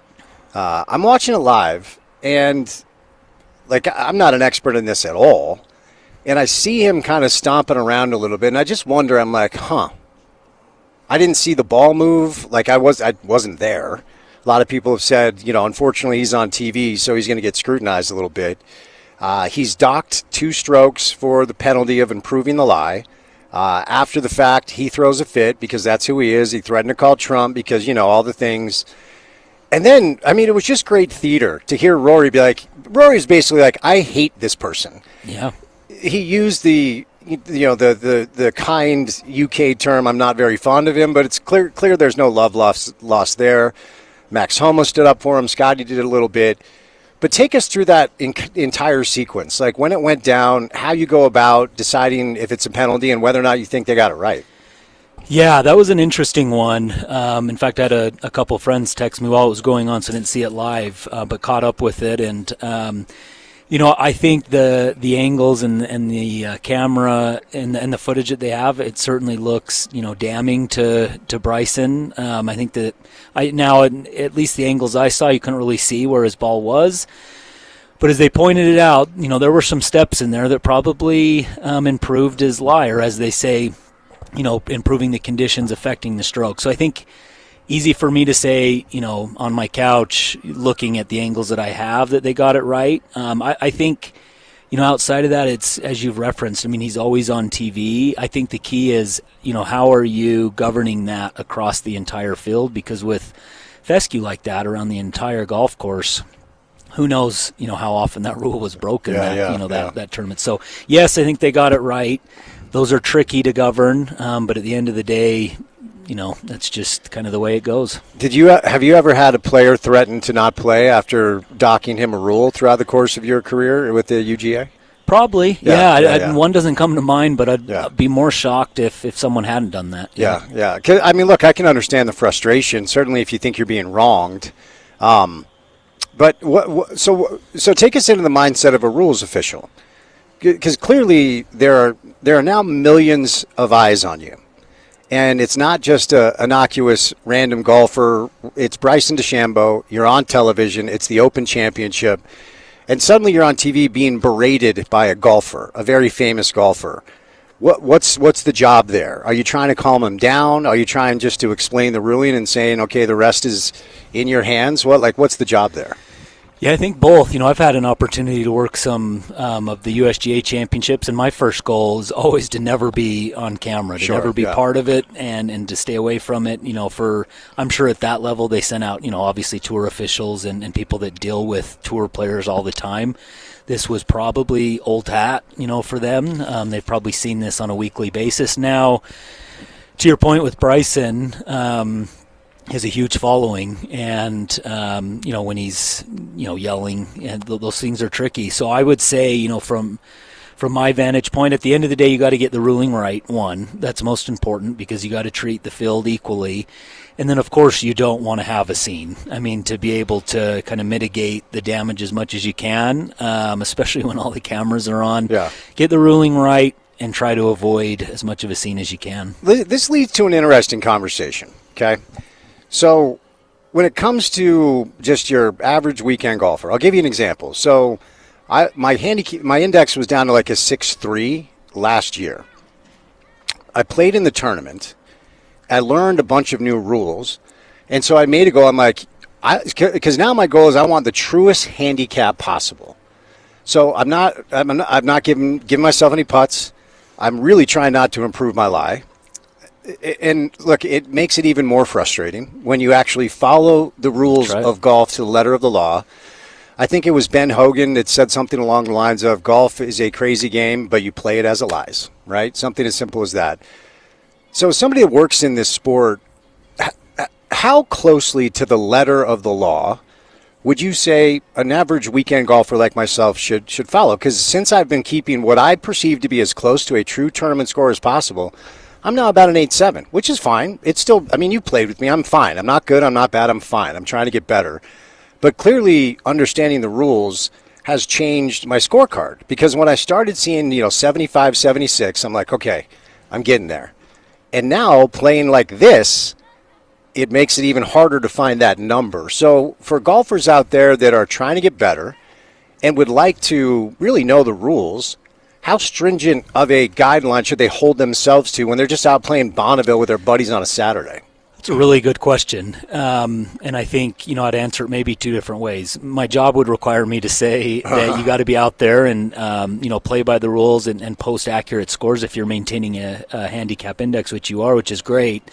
But the other part of me also can appreciate you're out there with your friends and trying to have a good time, and marching back to the tee on stroke and distance when you lost a ball is not always in the cards. So I understand that piece too. So I think the answer is if you're maintaining a handicap index, the more you learn the rules, the better it's going to be for you. And I think it becomes easier. You get more used to it. You play provisionals instead of having to march back. So I would say play by the rules as much as you can, post the scores. And then ultimately, to your point and to your goal, your handicap index is going to be more accurate. What's the best way? I mean, the way I did it is I just went and played tournaments. My handicap was such where I could qualify for some tournaments without ever really learning all of the rules, playing with some good golfers. And I'm a curious mind, so I like to ask questions. But what's the best way to – because I'm still quite sure I don't know all of them. I know a lot more than I did when I started this kind of process. But what's the best way to learn the rules of golf? Yeah, it's really complicated. If you looked at the rule book, it's hundreds of pages, yeah. And so nobody's going to have the time unless you're really passionate. We have rules officials that are really passionate that love to jump into the rules books. There's certainly those people out there. I'm one of them. But for every the everyday player, I think it's just really getting comfortable with the rules that are most likely to happen. Your ball's on a cart path, it's in the water, it's out of bounds, it's lost. Those things happen, fairly often, if not every round. Mm-hmm. So I think just getting familiar with those is probably the best start, because you start diving into some pretty weird rules that aren't really ever going to happen. That's probably a waste of time for most people. How often are there rule changes? Is it pretty consistent, pretty constant, just trying to update the rules of the game of golf? Yeah, usually they're on a 3 to 4 year cycle. 2019 was a complete overhaul. Okay. And so that was a big one for sure. I mean, if you remember, it went from dropping shoulder height to dropping knee height, yeah. and different things like that. It was a pretty big change in 2019. Our last revision wasn't as big, and my understanding is the next one's in 2028. I wouldn't anticipate anything big, but they're always trying to tweak things to have it make sense to the everyday golfer and also be fair. Is there anything you'd like to see change? Is there anything you like that you think is maybe a bit archaic and silly? Yeah, I think we could do a little bit of work on the signing of scorecards. Okay. A scorecard has always been very sacred in the scoring tent. You're missing a scorecard or you got a score wrong. As soon as you leave a scoring area, those things are pretty much done, and now they've gotten softer a little bit. It used to be an automatic disqualification and different things. I think scorecards feels a little archaic, a piece of paper, especially when you're keeping it online in most cases. So there might be some work that could be done there to modernize a little bit. If you post a big number, is it okay if your score isn't online for everyone to see and then tweet at you and send you direct messages about the big number you posted? I'm asking for a friend, of course. Yeah, of course. No, yeah. We're always we try and post all the scores regardless of the name attached to them. I've noticed, unfortunately. And it's not like my name is Joe Brown. I think there's one other Spencer Checketts. He's a doctor in Maryland or something. In Utah, if Spencer Checketts posts a big number, it's going to be this guy. Yeah, there's a reason why I don't play a lot of golf myself. I try and stay off the leaderboard. So here's a fun one. What's the most innocuous, unknown rule that that very few amateur golfers, mid-am grinders that would know? Anything come to mind? Yeah, it's a good one, and you see it sometimes. I mean, you've asked a good question. I think when you're putting on the green and there's a bug moving, like a little insect, and the ball hits the bug, you've got to cancel and replay. That one feels weird. Oh, really? And sometimes there's video footage. You'll see players' ball bump a bug, and you're not going to see it unless it's zoomed in and slowed down. And so no issue if players don't correct it in that case, but that one is supposed to be a cancel and replay. So if you're putting and your golf ball hits a bug, you have to replay it even if you make the putt? Correct. Huh. Good answer. Because I did not know that at all. Yeah, there's a few. That's tricky. I'd have to think through that for sure, but that's one that immediately came to mind. Okay, so if there's a golf, this is funny. Golf is so wonderfully strange. It really is. There's a bug on your ball. Should you mark your ball and pick it up and step away, or should you wait for the bug to fly off? Like, what do you do there? Depends on where you're at. If you're on the putting green, you can always, on the green. As you know, you can mark your golf ball and clean it and everything. If you're in the middle of the fairway and there's a bug on there, you can shoo it away for sure, but you might at some point, if it's not moving, you might have to move on and hit the ball. Huh. Okay, mud balls. When is it okay to pick up your ball, clean it, and place it back? Is it ever okay to do that?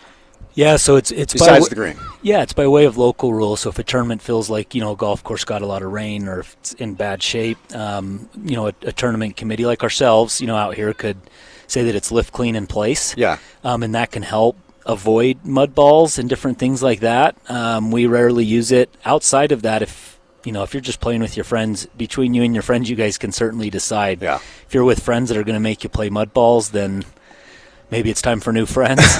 But if it's if you're playing in a real tournament, there's usually not a lot of cases where you're going to get to clean the ball unless you're in a condition that allows it. So the tournament I played in down in St. George, we had some rain, it's beautiful. It's great when you have rain in St. George, and it was like 80 degrees. And I finally left St. George not looking pink when I left, because you and I we have the same skin tone here. But it led to like tremendously dirty golf balls. And the amateur grind Bonneville Mountain Dell weekend in me was like, I've got to pick up there's mud all over this golf ball. I have to pick it up and clean it. But I was playing with somebody who's very well versed in this, and I was like, hey, look at this. I can't hit this. He's like, well, you have to.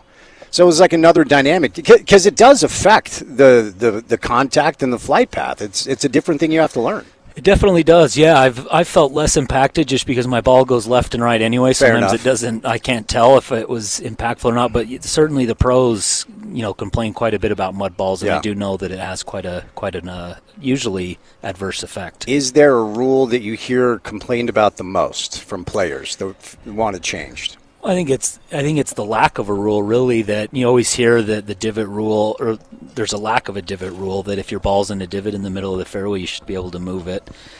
I don't know. I don't foresee that ever changing. Yeah. That feels almost anti-golf in some ways. Yeah.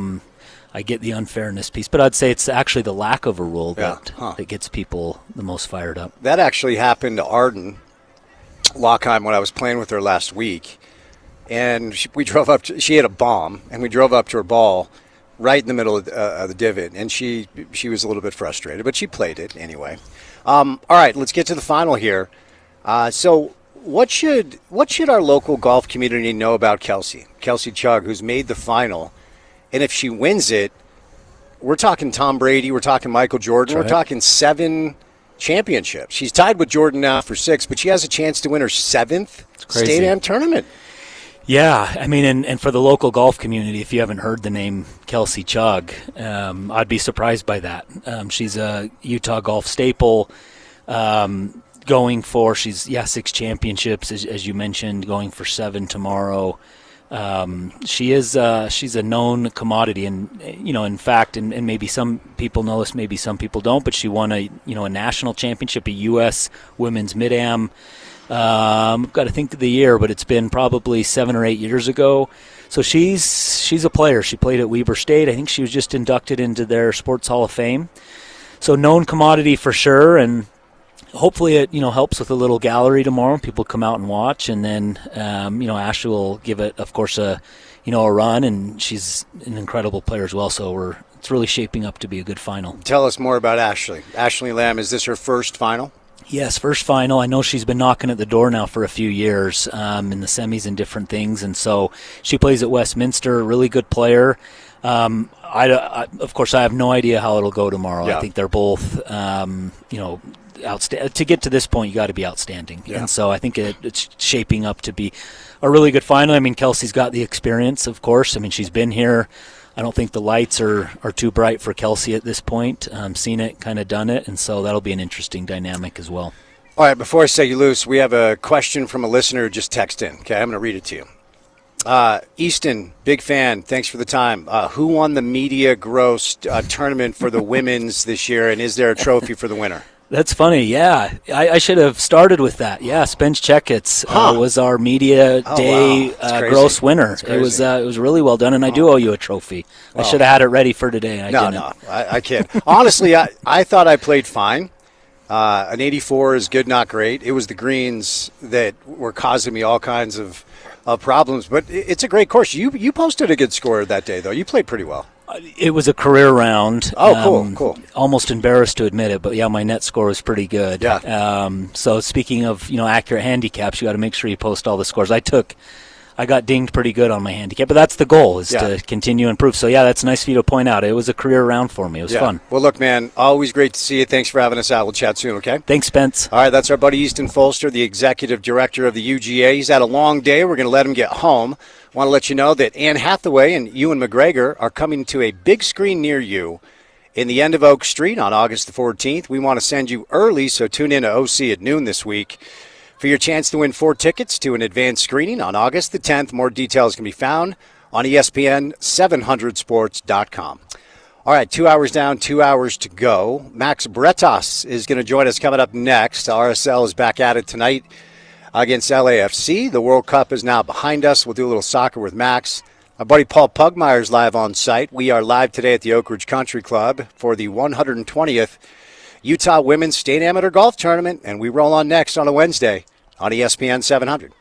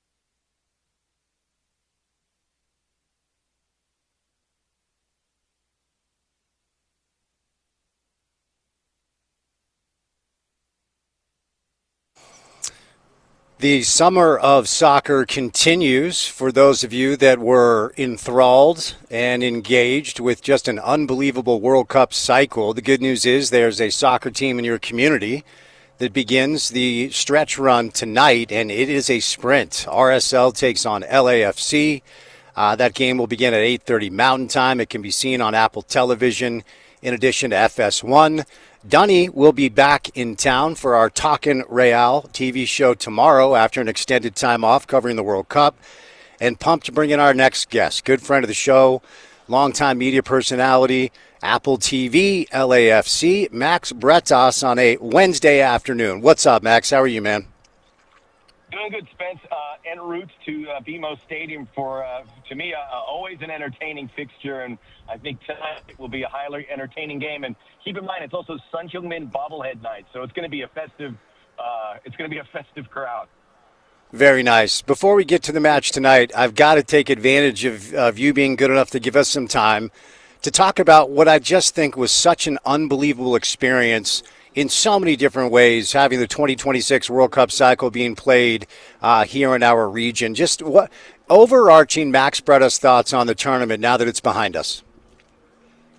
Boy, I go back to the beginning, Spence, and it's the negative press that it was getting, and rightfully so, with ticket prices and the political situation and immigration concerns. How this would affect the visitors. And then we had the news about the Somali ref who should have been officiating at this tournament. But we all braced for impact. We were going, all right, these stadiums are going to be half full, and the visitors are we're not going to have that World Cup atmosphere that we see on the streets at every World Cup and Euros and Copa America. And then not only did we have it, but we had it more than any prior World Cup. And actually, I should preface that by saying that we did have visitors, but I think there's some data suggesting that the majority of the people that went to games or to watch parties or dressed in national attire were Americans that were just kind of plugged into this whole thing. So when you see what looked like 10, 15,000 Dutch fans, walking to a game in Houston, half of it were Texans that just grabbed their Houston Astros shirts and went along. This is what I was told, across the way. When you see Americans really, and you see the power of this country, if they're into something, what is possible? So I was surprised by that. And just, every day, because I was ready to apologize. Yeah, it's not going to be like this. It was everywhere. And people came to the States where, I guess there was some trepidation because of what they've been hearing in the news. And they walk away like, wow, that was incredible. I want to get back. They discovered so many things. I just lived through the news cycle, and it's hilarious because this whole fascination with ranch dressing that people are taking back to Germany and the Netherlands, and then when I go to Europe, I always like the fact that you eat, or even South America, you eat small amounts to complete dinner. I go, maybe as Americans should follow suit. But now everyone who came here got an idea of Waffle House and Costco, and they're like, we want stuff in big doses. So American culture rubbed off. So it was great in that sense, Spence, but it was also awesome. For the whole tournament and seeing this many games in our time slot, 8 o'clock Mountain Time, 9 o'clock Mountain Time, 10 o'clock Mountain Time in the evening. And then to see our host countries do so well, I felt a real connection to Canada and Mexico in addition to our own national team. Yeah, I had an old producer use this line oftentimes. He would say, "Be kind, stay offline," and I thought it was such a beautiful reminder of really how connected we all can be when you're not just focused on the 24/7 news cycle that is essentially there to keep us all in fear, and it essentially is there to keep us all divided. And for a moment, at least, it did feel like no matter where you were from, coming to visit our country, and I'm not one I very much love America, but I also love traveling internationally. I always say I love to leave, but man, do I love coming back home, and I love to see the world. I know you do too. And at least for a moment, Max, it just felt like the world was really coming together as one. You know what I mean? Give me your thoughts on that. Yeah, well, and I think people believe their eyes. So Yeah. If something good came out of it, maybe they won't trust what they read or see. And look, I'm not saying that that's erroneous information, but you got to experience these things, and don't be afraid to get out of your comfort zone. And maybe a lot of these visitors came a long way and spent a lot of money to experience this and have a different reflection. Because I'm like you, Spence. We travel, and I know there's the the perception of the ugly American. But man, I live here. You live here. We know our neighbors are salt of the earth, good people that would, stick their neck out for you. I was hearing about, there was a friend of mine in Miami, and a second friend of his saw this Norwegian fans. They had a game against England, and this newswire, this interview with these Norwegian fans goes, I don't know where I'm going to find the money, but we'll find the money. And his Cuban relative family, Cuban American relative family, let him stay in their guest room so that they wouldn't have to accrue hotel costs. Just stuff like that happened. The fans in Kansas that supported the Algerians to give them a bigger pop of a fan. All of that stuff is just it gets me emotional because it just reminds you what a great place we live. Yeah, the Northeast boy in me, and as someone who has spent plenty of long nights in Boston, Mass. Loved the storyline of the Scots drinking all the beer, not some of the beer, drinking all of the beer, Max. Yeah, think of the business, Spence. Think of all the businesses that have benefited in a big way where, on a Tuesday afternoon they would maybe sell food and beverage, a couple $100, and all of a sudden it's like $5,000-6,000. That adds up, and those businesses are eternally grateful. For sure. All right. I was hoping, not expecting more from the U.S. men's national team. And one of the I don't know, frustrating dynamics, like you want attention on the sport, you want attention on the ecosystem, you want attention on the tournament, but it does lead to some very uneducated voices chiming in once every 4 years. And it's like, dude, we can tell that you don't watch this, okay?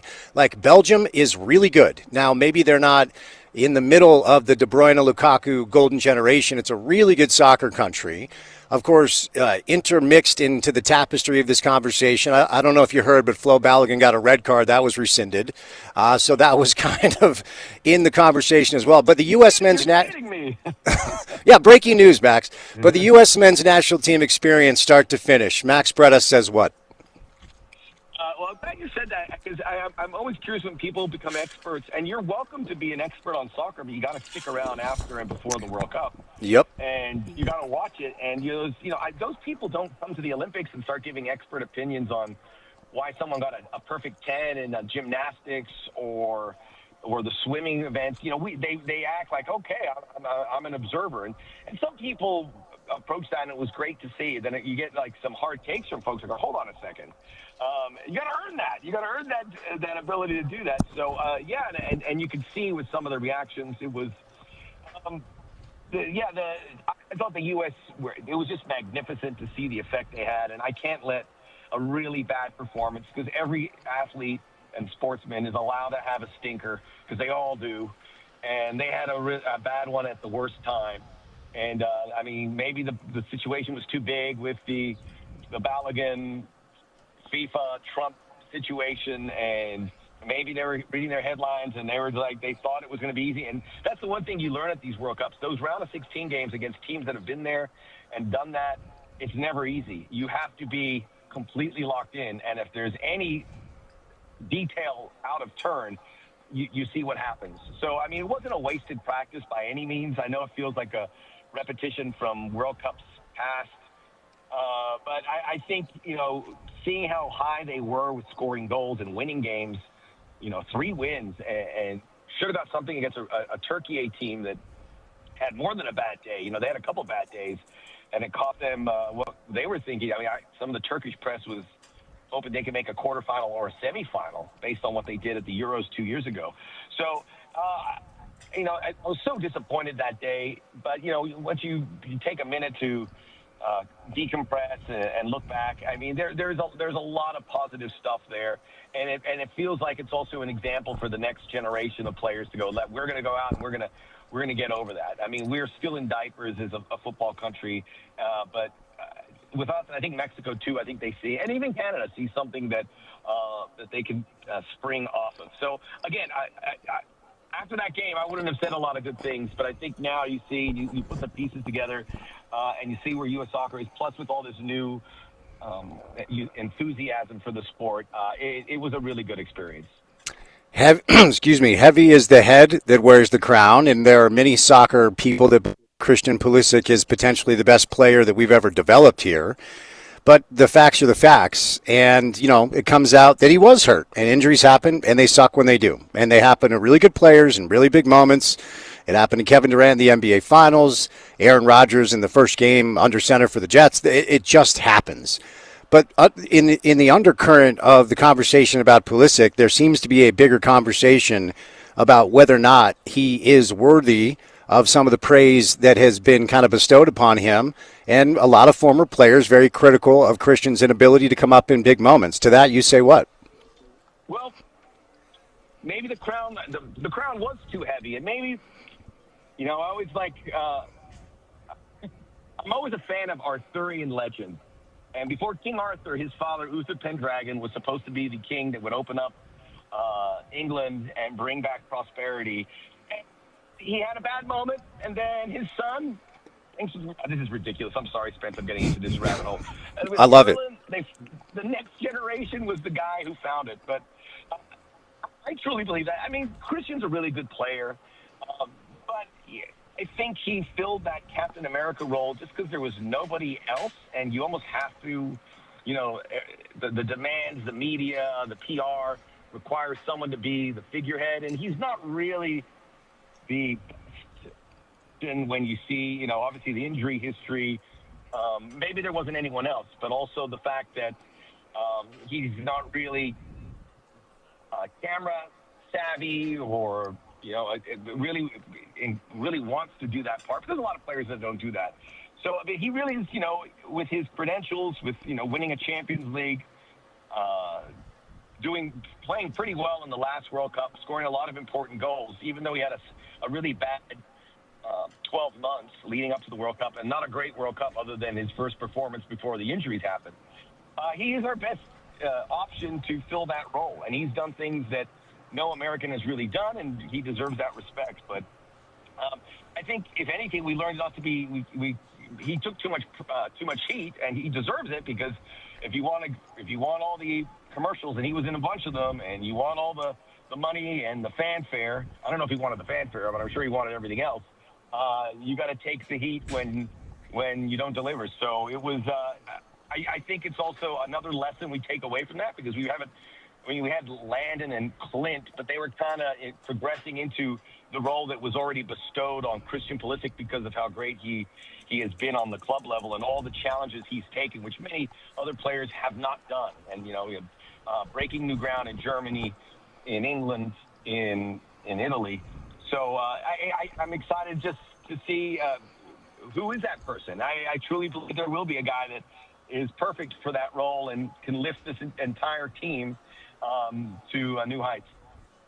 One more U.S. men's national team question, and then we'll move on from it. The other thing that I always just kind of, observe and maybe laugh at a little bit is, okay, now it's time to completely dissect and analyze what we have to do over the next 4 years to make the thing look different. Because you heard a lot of people say, okay, same old U.S. men's national team, get out of group. They won it this time, then they lose in the knockout round. I understand that thought process, but on the other side of it, I didn't feel like it was entirely same old, same old. There was some of the most dynamic soccer, maybe albeit against some lesser competition. But in 4 years, when we're all looking at Spain and Morocco and that region to host the tournament, what needs to happen between now and then for maybe the U.S. men's national team to improve upon past performances? It's funny because some people said, mostly today I've been hearing, all right, we got to pivot towards other things from the World Cup. But it's just hard to. It just leaves such an amazing impression. And there's so many questions to be answered. And that's a big one. And again, like everything else, Spence, everyone has an opinion on it. And we are far from perfect. And we're such a big country, which is a positive, but it's also a negative when you're piecing this all together. When you see countries like Belgium and, Spain, which is a big country, but is very linear with how they develop players. Norway is another example. And it's sometimes being small helps you. So the U.S. has so many checks and balances. I mean, the pay-to-play system, I know it keeps coming up, and it is too expensive. I think we've broken some new ground on identifying talent, and there has to be a big boy conversation from every coach at every level so that when you see a talented player, he's not hidden, he doesn't slip through the cracks. That coach, without the requirement of getting any money put in their pockets, but that's also pie in the sky to think that they will fast track these players, because I know we have the coaching out there and they have their eyes, and most of these coaches, they see a player who's got it, you can propel him to the next level. So I mean, that's a bit splintered. That needs to get better, but we are seeing some headway with not just quantity of players, but quality as well. We're seeing some top line talent. I think we're seeing those mythical players that they talk about that you would lose to other sports. Alex Freeman and Chris Richards are two perfect examples. Xavier Gozo's another one. When you Real Salt Lake, when you talk about guys that could excel playing baseball or football or something else, we're getting more of those. And this World Cup's only going to help that, because if you love soccer, and a lot of these kids do, and they can see a pathway, they will pick it. So I think the wheels are in motion. I still think the idea of us winning a World Cup fetched, just because I saw what is required when you see how Argentina and Spain and France are able to navigate this tournament, to a lesser degree England. We don't have that chip, that little chip that you plug in and thing that's required, anything, and everything kind of streamlined. It makes the difference in winning those games. Belgium's another team like that too. So I don't know where that comes from, but we need it. And I have no answers on how we get dialed in to have that little extra DNA thing that'll make us perform at World Cups, because it's so weird that teams can be successful and you can't put your finger on it, but it's there and you see it. I think part of it you see with Argentina, they'll do anything to win that game, and I don't think we have that. Spain stick to their system and are so watertight for every pass, and every play is almost choreographed. We're not there either, but I'll leave that to the experts. I don't know how we get that, but we're closer to getting it than we've had it before, because soccer is so much more in our bloodstream.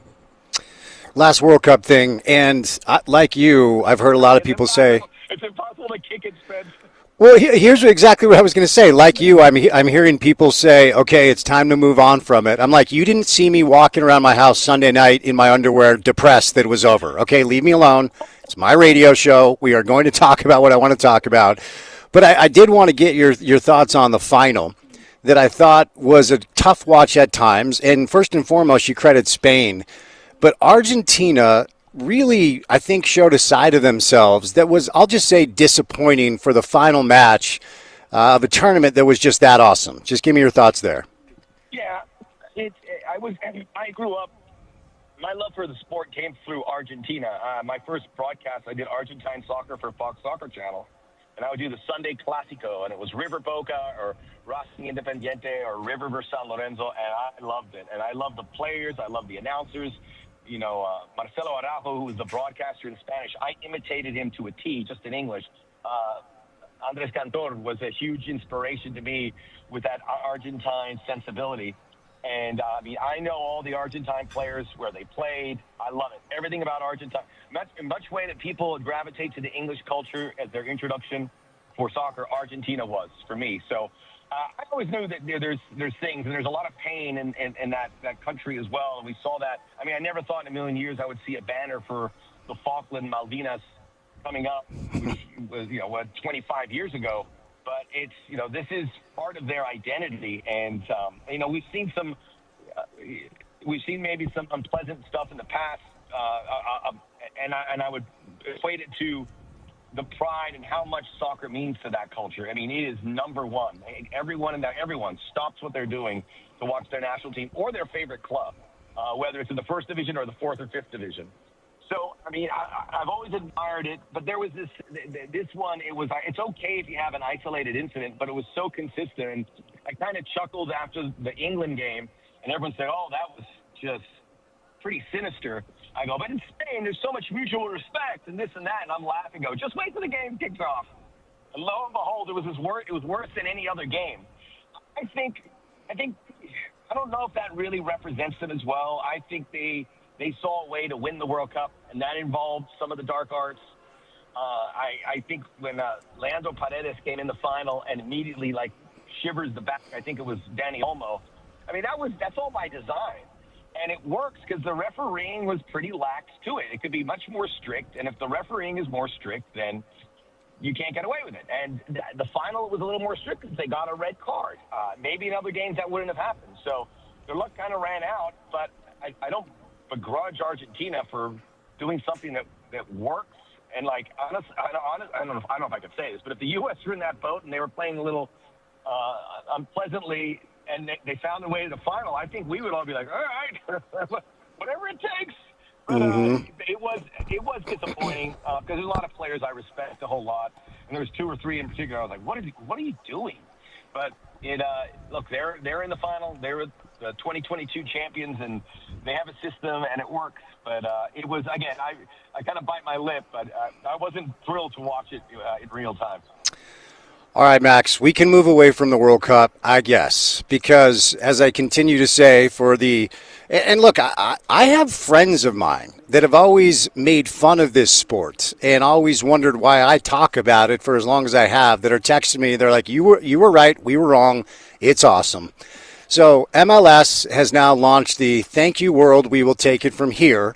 And for our local team, there's a lot of excitement. I had Steve Starks on the podcast, John Kimball, Pablo, and Dunny's back for our show tomorrow. And this match tonight is actually a big one. These two teams are very close in the table. Give us a preview of tonight's match between RSL and LAFC. Yeah, I think it's a really compelling game, and it's, most people would say that for LAFC, but I think Real Salt Lake, they got something brewing, and I think there's more to come. But, when I see what they've been able to do, and obviously the young players developing like Gozo and Diego Luna taking that next step, I'm really curious to see how he plays tonight with the disappointment of not making the World Cup. We talked to Pablo, and he said he is really focused and locked in. I think I'm excited to see that Diego Luna. I'm excited to always see Diego Luna. But just these pieces that have clipped in, and now how they're building out their roster to get depth. When you bring in Saba Lobjanidze, to be a backup, essentially, that tells you that they have something in place that they feel is going to have some legs to this season. And, I mean, they're in 4th right now. I don't see them falling below 4th. I think they might, maybe they can get up, depending on this LAFC result, and see how San Jose goes. Maybe 2nd could be up there. I think LAFC and RSL probably competing for 2nd spot in the West as it stands, unless Vancouver collapses, which I don't. All due respect to San Jose, too. I could be dead wrong about them as well. But I think, RSL clearly with, taking some big jumps, some that have worked, some that haven't with some players. That's always a good sign of health. That's what the big clubs do. They put their neck out on some signings, and I think that'll continue. I'm curious to see where an upgrade would be. I know with Justin Glad out, they obviously need some cover defensively. Maybe a little more speed in those wide positions. Maybe there's another guy who can provide another goal-scoring touch up front. And then we'll see what happens with Gozo in the long term, because I know he said he wants to go to Europe, and it's great that he's still here, because if he left now, it would have been way too early. So this is a really good team, and I think they are well aware of what it would mean to beat LAFC. LAFC, they had a very congested season to start, and I was curious to see what they would look like in their first game back, and they looked pretty good. If they can get Sonny going, and their team is still intact, David Martinez, Jacob Schaffelberg with some World Cup experience as well, this is a team that I think will be there at the end. So this is a great game, and they're always entertaining. I always think about the Snowpocalypse game as well, which is 2 years removed. So whether it's in Salt Lake or LA, it's always an event. Max, excuse me. Thanks, man. I always appreciate the time. Good stuff as always. Enjoy the traffic. I'm sure you're fighting that, and have a great call tonight. Okay. I've made it. It was no Oh traffic. wow. It's crazy. Wow. I'm already here, way too early. But and by the way, Spence, I'll also say about the World Cup is you kind of touched on it. It's the first time where I would explain to our friends and say, hey, the game is Thursday at 3 p.m. They go, yeah, we know. Yep. We know what it is. We're locked in. Yeah, no doubt, man. It's been a lot of fun. But the summer of soccer continues tonight. Max, have a great call, okay? Thanks, man. Keep up the great work. Thank you, sir. Max Bredos, Apple Television, RSL, LAFC tonight. It is a big match. The summer of soccer does continue, and these two sides are, I think, separated by 1 point. They are. LAFC is on 27 points. Now, RSL has 2 games in hand. Soccer term meaning LAFC has played 2 more games than RSL. RSL has a game in hand on San Jose, who's on 32 points, and Vancouver also on 32. So Real Salt Lake with a big match tonight at 8:30 Mountain Time. Max stops by today, courtesy of our good friends at Advanced Window Products. Now here's the deal. It is hot. Breaking news. Is your house hot? Do you have your air conditioning dialed up? Is that not helping at all? In the wintertime, when it is cold, is your house cold even though you have the heater on? Breaking news at your windows. And if you've been waiting to get them replaced, now is the time with Advanced Window Products for your summer window special where you save $2,500 when you purchase 10 windows or more. Discounts can be prorated for fewer than 10 windows. Local Utah company. This is our guy, Nate Orchard, the mayor of Sac Lake City, Utah football legend, and Jake Weber. Really good, honest people with integrity. You can trust them with your business. They build it right, they install it right, and they guarantee it for life. And the warranty can be transferred to a new homeowner. So if you're thinking about selling your house coming up in the fall, you'll up the value of your home, and you can tell the person who buys your home that they have a lifetime warranty on their windows. Give them a call at 801-850-9100. That's 801-850-9100. You can also find them online at advancedwindows.com. All right, we're live today. Oak Ridge Country Club. Semifinals in the books for the 120th Utah Women's Amateur Tournament. The finals are tomorrow. The world of the PGA Tour is focused on the 3M tournament after the Open Championship last week. Paul Pugmire will join us coming up next on ESPN 700.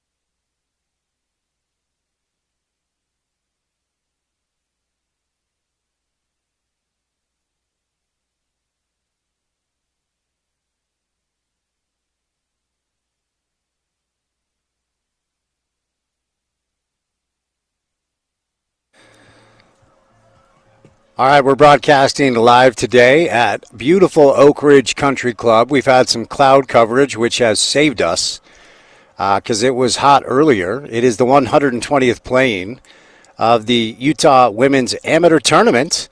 Our next guest ditched us. He was supposed to be live on site, but apparently he has more important things to do. Paul Pugmire, what's going on, dude? How are you?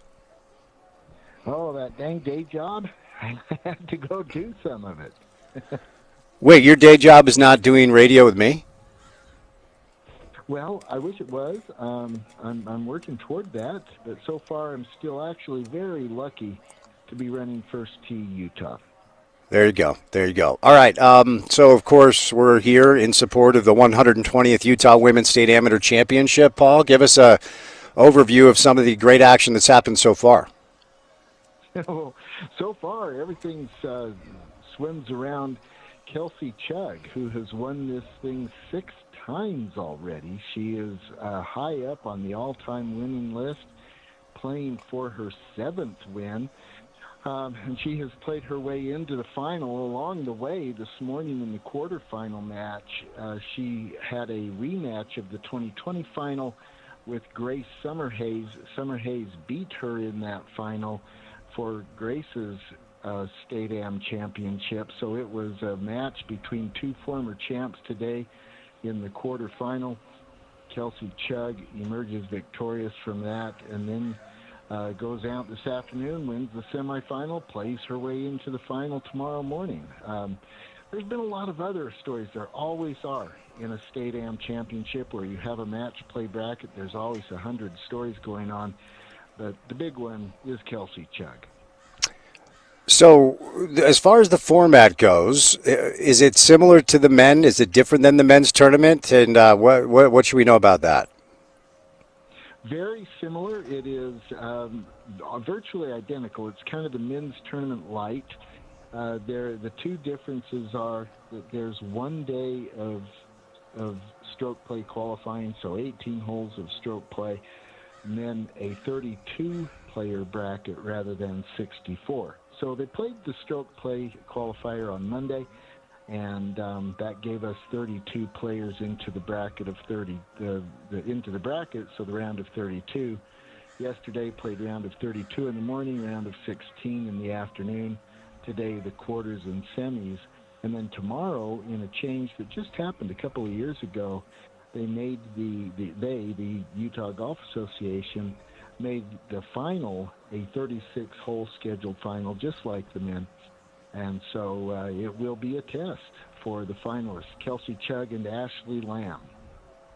So let's start with Ashley, and then we'll go over to Kelsey. Easton joined us earlier. This is Ashley's first shot at a final, but apparently she's been knocking on the door for a while, yeah? Yeah, she has. Ashley's been around. She's a Utah golfer, a Utah junior golf product, and she has come up through the ranks through junior golf in Utah. She plays for Westminster. She is a rising junior at Westminster, and in her first 2 years, she has won back-to-back Rocky Mountain Conference championships. She is 2 years now the Rocky Mountain Conference Player of the Year. She is having a stellar career at Westminster. It's no big surprise to see her doing well in the State Am. She's played in several, has made runs deep into the bracket before, but this is her first final. It is not Kelsey's first final, and I'm learning. I'm learning in real time that she has a shot to win her 7th State Am tournament. Yeah. Just to tell me about her, not just as a golfer. Because if you're going to go for your 7th tournament, of course it's about how good you are at golf, but it's also about something you have in the mentals, obviously, right? Yeah, there is something special in Kelsey Chugg, and we've all been trying to identify it and understand it for years. Actually, sometimes Kelsey shrugs and says, I don't know. She has this ability to focus and to execute when she is in a deep state of focus. I call it her Ice Queen mode, which she laughs off, but she goes to a place mentally where it's not dark, it's quiet. And in that quiet, she finds the ability to execute and she is relentless, and she is ruthless.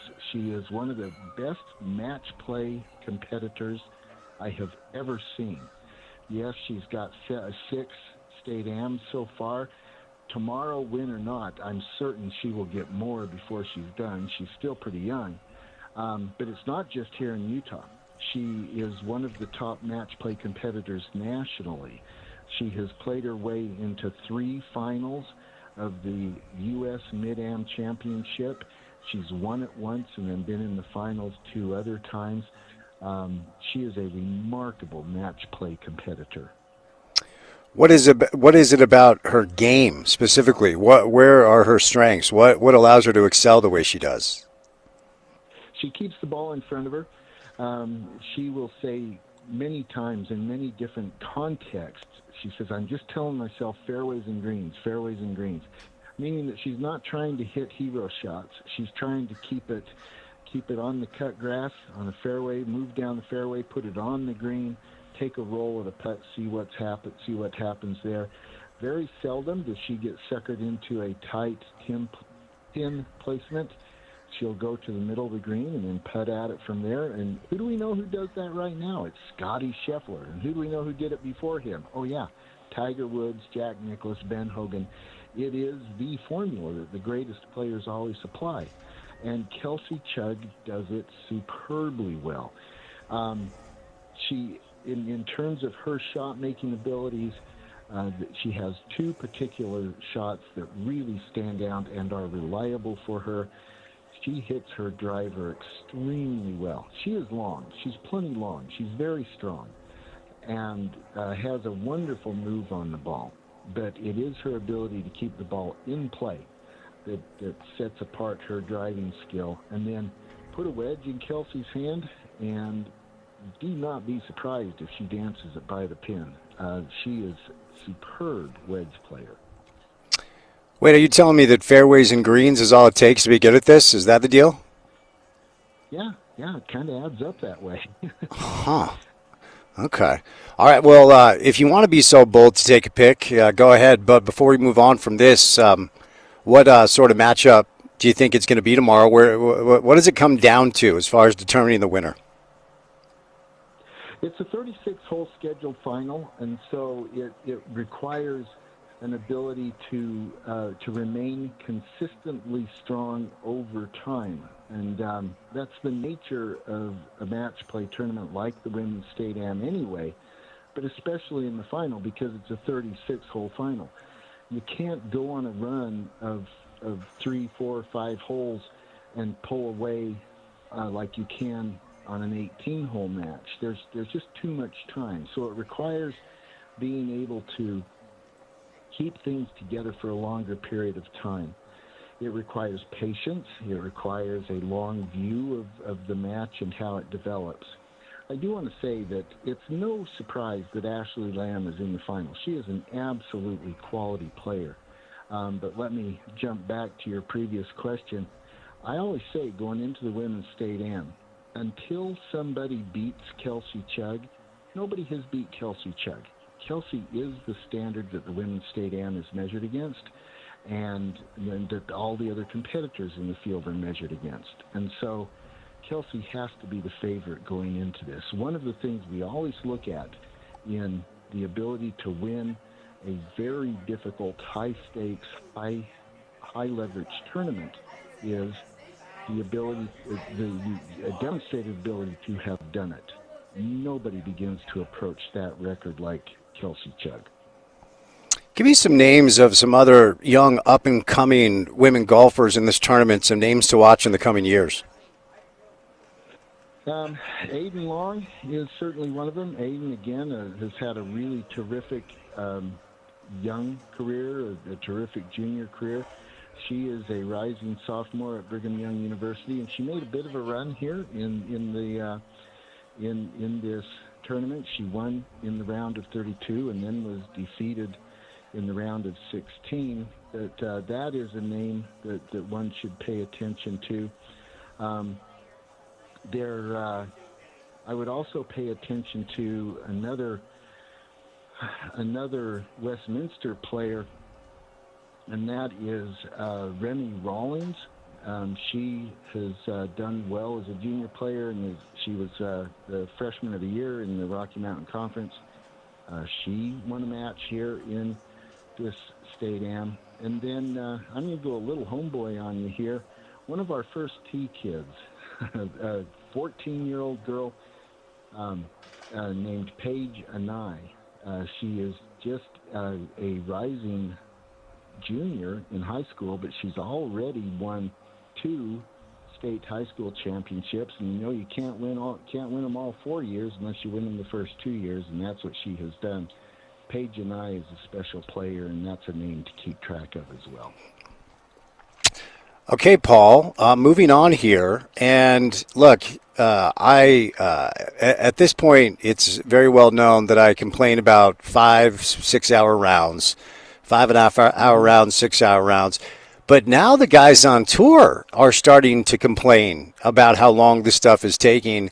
I know a lot of people don't love Colin Montgomery around here. He released a social media video complaining about the Open Championship and how rounds were taking 5 hours and 45 minutes. And then you hear a lot of pros. Now, Ryan Fox, who just won the Open Championship, I guess is known for playing very quickly, which, you kind of like that. But is this a new deal on tour with these 5 hour and 45-minute rounds? And what do you most attribute it to? And do you think it's a problem? It is a problem. It's not new at all. It's been hanging around our necks and causing us pain for years. And I attribute it to a spineless tournament administration structure. I think it is so simple to fix. Penalize them. It will cost them points and cost them money, and that will change behavior, straight up. But the administration functions have been loath to actually execute on a system that would make people play faster. But I think the answer is just painfully stupid and obvious and right in front of our faces: penalties. And if you don't institute penalties that will end up costing people points and money, it will never go away. Interesting. Why are they hesitant to do that?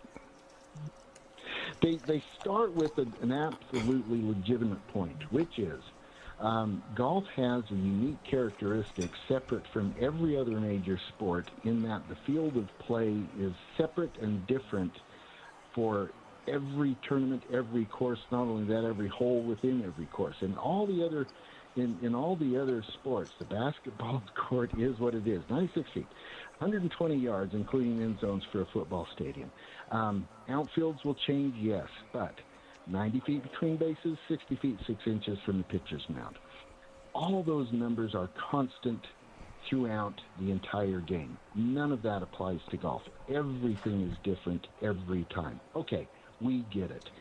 And so the shot clock, if you will, needs to be a little tighter than it is for basketball, even a little tighter than it is, or a little more accommodating, I mean to say, than it is for basketball, and more accommodating than it is for a pitch clock in baseball.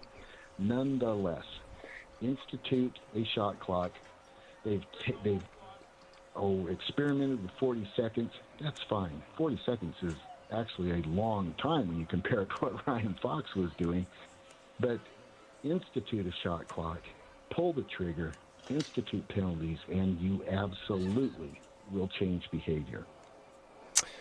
So didn't know much about Ryan Fox prior to his Open Championship win. And it's always fun for me to learn about a player because, as you and I talk about, a random player will win a tournament, and it's like, oh, man, he just came out of nowhere. And they never do. I mean, they've all been grinding for so long in so many different ways. He seems like a very affable, fun guy that most people like and respect. And, his father played on the All Blacks rugby team in New Zealand, a Hall of Famer in New Zealand. And now his son might be a Hall of Fame golfer as he's won the Open Championship. So tell us about Ryan and your thoughts on his win. Ryan Fox is so easily likable. And, yes, you make that correct point about him coming from an athletic family, but it goes deeper than that. His grandfather was one of the top cricketers in New Zealand, and, a sport they take very seriously down there in Kiwi land. So he comes from a very athletic background. He actually came to golf late as he was trying his hand at the family business otherwise, at cricket and at rugby.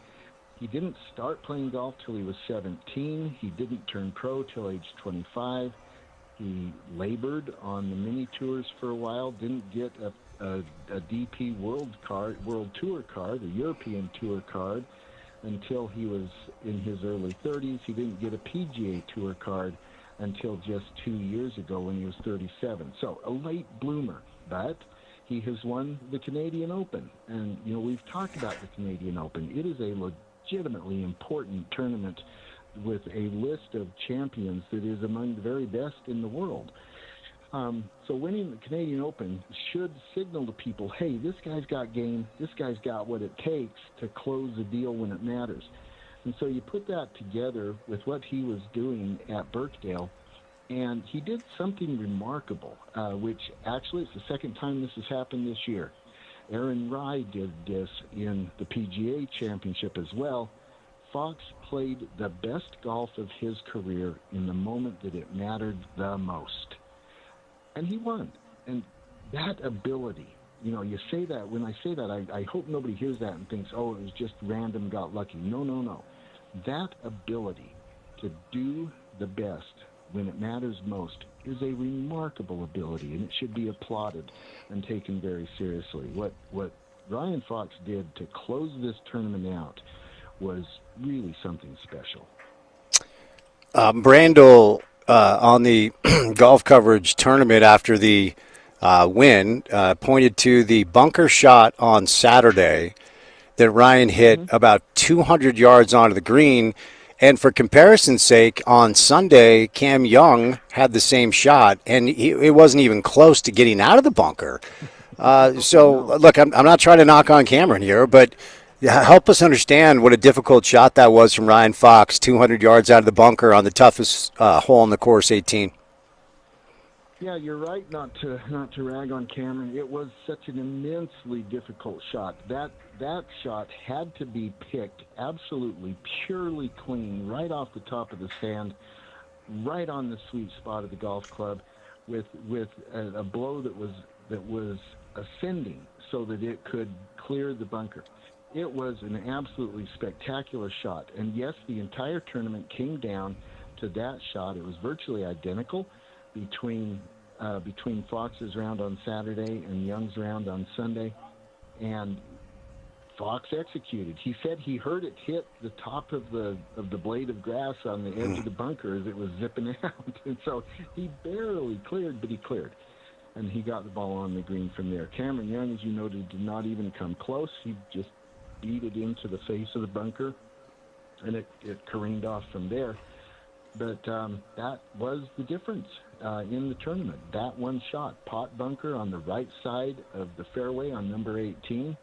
And, you will hear the players from Scotland and from England who really know links golf, and you'll hear time and time again, what's the key, what's the secret to playing links golf? And they'll say, stay out of the pot bunkers.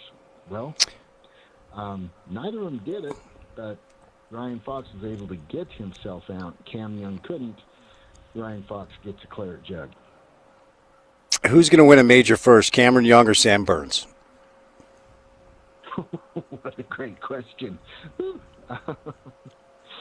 I'm going to say, well, statistically, it would have to be Sam Burns because he puts himself into position more frequently. And at that, putting yourself in the mix, putting yourself into position on Sunday afternoon makes a big, big difference. I think Cam Young has a stronger game.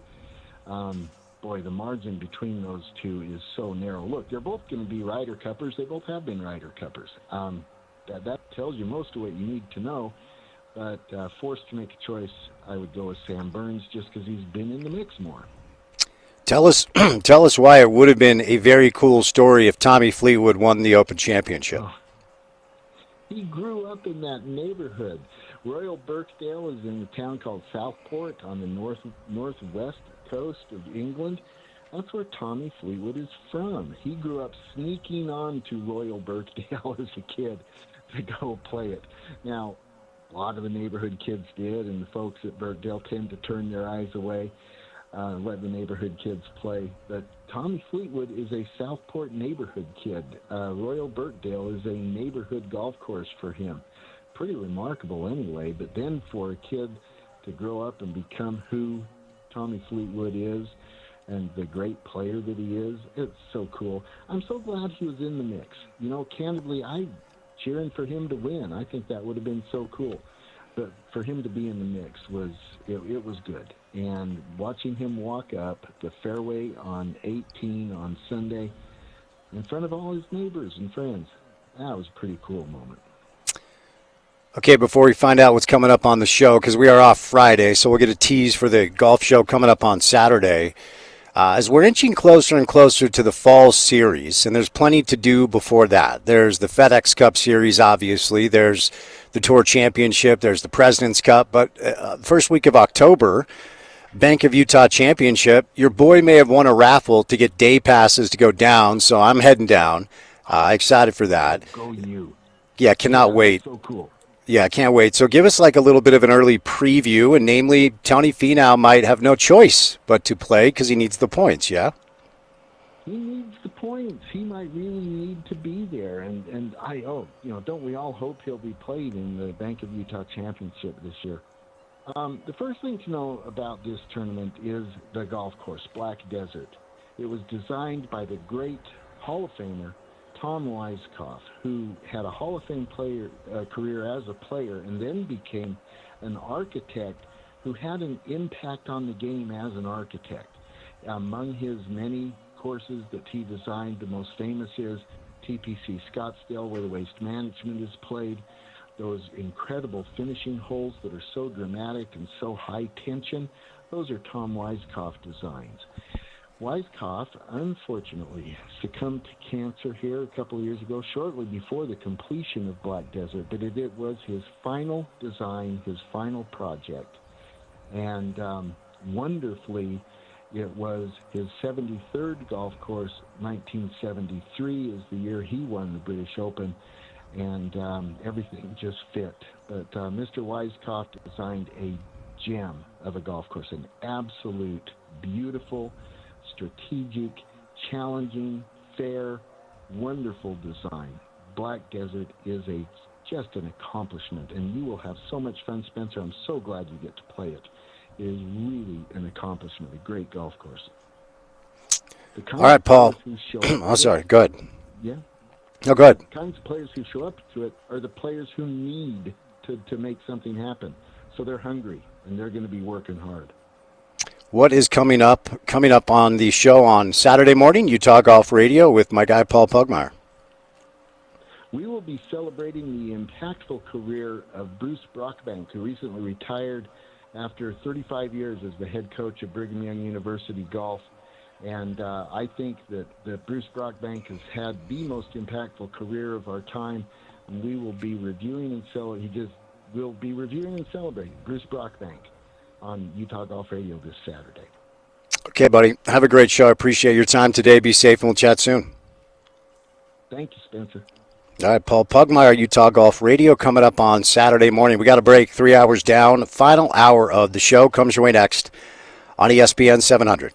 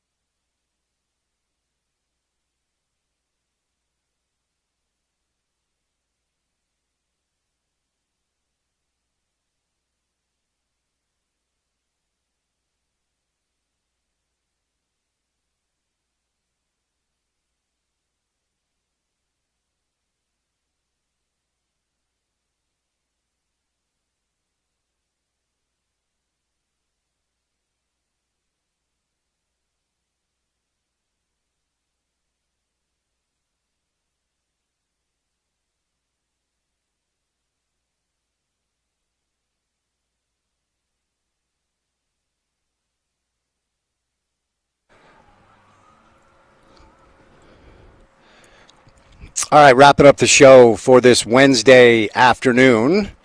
It is about to rain, and we have no coverage, so we're going to try to get out of here. Live at Oak Ridge Country Club. The rain is very much welcome because it has been very warm today. The playing of the 120th Utah Women's State Am at this beautiful golf course here, and I think we're technically in Farmington is where we're at, right? We're in Farmington. That's where Oak Ridge is. So if you have a free day tomorrow, either you're a business owner or unemployed, I don't know, come on up and watch the final. It starts at 7:30 here at Oak Ridge. Kelsey is looking to win her 7th Utah State Amateur Tournament. Hall of Fame golfer from Weber, taking on a first-timer. So that's your matchup tomorrow. RSL is in action tonight in about 2.5 hours. So as I keep saying, the summer of soccer does continue. For you folks that have been captivated by the World Cup, it's not fair to say you're going to see the same level of play because it's MLS, respectfully, against the world. But as Don Garber and David Beckham and others have said, ultimately, thank you, world. We'll take it from here. So 8:30 on Apple Television, also on FS1, is ultimately where you can find the match tonight. Porter, what's the name of the famous rodeo family with all of the badasses that are known for just being like super tough in all conditions? The Wrights. Yeah. Cody, Stetson. You can go down the list. I think I could name like 12 of them, but we'll save that for a day when I'm hosting next week.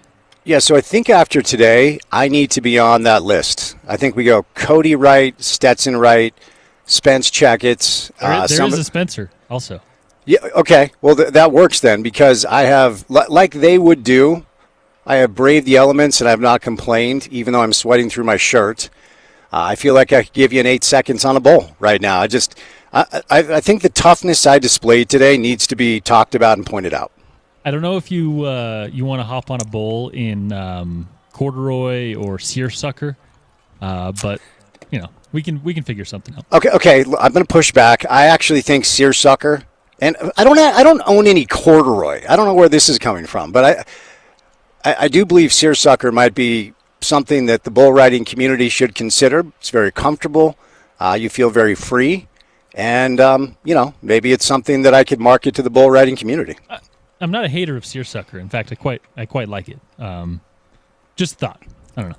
You're going to need some leather. You're going to need to protect you if you get on top of a bull. But we can make that happen. I think probably this weekend. You can put leather on seersucker. I think we actually have a marketable idea because seersucker is very comfortable. You just put leather where you need to put the leather, All right, fair enough. So I have been brave today. Spencer Wright Checketts. Yep, well said. I mean, the toughness is very analogous to what we've experienced, but it's been fun up here, inching a little bit closer and closer to the official start of college football season. Big 12 Media Days for us was kind of the unofficial start. SEC Media Days going on today. The conversation is centered around the future of the sport. It just continues to be. As the bill in Congress, Protect College Sports Act, continues to kind of make its way through the democratic process, which, as we know, is all speedy and fair and above board. So we'll kind of see how it plays out. Porter, did you see that the Miami Heat accidentally sent out a link to a LeBron James introductory press conference in like 4 days? I did. The 27th of July apparently will figure out where LeBron is going. They have now claimed that was just in preparation for the possibility of that, but I don't know, man. I feel like I've seen a roster change announced prematurely on a certain company's website before. All right. Okay. Let's not do that today. Let's just kind of leave that off air. That's not a story that needs to be brought on air. Okay. I do have to say first of all, what a wild dynamic that was. I do feel like the basketball fit. Look, I, as a lifelong Knicks fan, I cannot stand the Miami Heat. I don't want anything good to happen to them ever. But a basketball fit when you have Bam and Giannis to do the bulk of the work down low. You had LeBron on the wing. Like, I don't know, maybe Philly is somewhat interesting. I just don't think you can. I know they're going to ride with Embiid. I'm not sure that that's what you want to do simply because he's never been able to stay healthy. there's some things to like about that fit.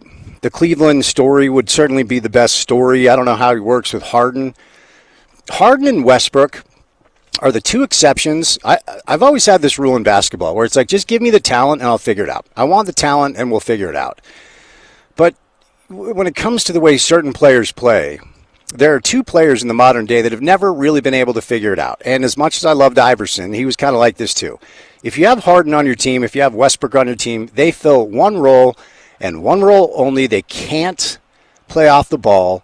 They don't want to come off the bench. And to maximize who they are, they have to have the ball. Right. So I'm not sure what LeBron would look like playing with Harden, but I think the Miami basketball fit is somewhat interesting to consider. Well, in Cleveland, that's kind of something that Donovan brings to the table as well, right? Where individually just a remarkable talent, but also what is he doing around him, right? And part of the Harden deal is, well, you got to play on the other side of the floor as well. You can't play Ole defense and try and get a steal as a guy blows past you and consider that solid defense. So, yeah, I'm with you on the Harden one. I think Westbrook, you could probably find a certain roster where that really works, although it never seemed to happen in his career. But that's the beauty of even a 40-plus-year-old LeBron, is that you can kind of plug and play him in almost any basketball position. And although he is not the guy we saw 5, 10, 15, 20 years ago, although he's not that guy anymore, he can still play pretty much any position on the floor at a above average NBA player level. And that's just something that not many guys, if any, have ever brought to the game. So I'm with you. I think the Cleveland fit would be weird. You can make it work in Miami. You could make it work in Philly. I think that Golden State's a little past their prime, although you could make it work there as well. It's going to be interesting, man. But, a front court of Bam Adebayo, Giannis Antetokounmpo, LeBron James, and then you go from there could be really, really interesting to watch. And with Philly, the same. It's just about Embiid being available. Some breaking entertainment news. Angie K and Whitney Rose from the Real Housewives of Salt Lake are separating from their husbands. Oh, no. Do you know what that means? They're single. Well, thank you, Porter. But do you know who these people are? Kind of. Wasn't Whitney Rose married to like Dave Rose's brother or something? Correct. Oh, okay. All right. That's the one. Okay. Well, best of luck to them. Do you watch any of that stuff? You're eligible, Bachelor, right? Well, yeah, but I'm looking for. No, I will not. I do not want to be on television outside of my television job over at KUTV. I certainly do not want to be on a reality television show.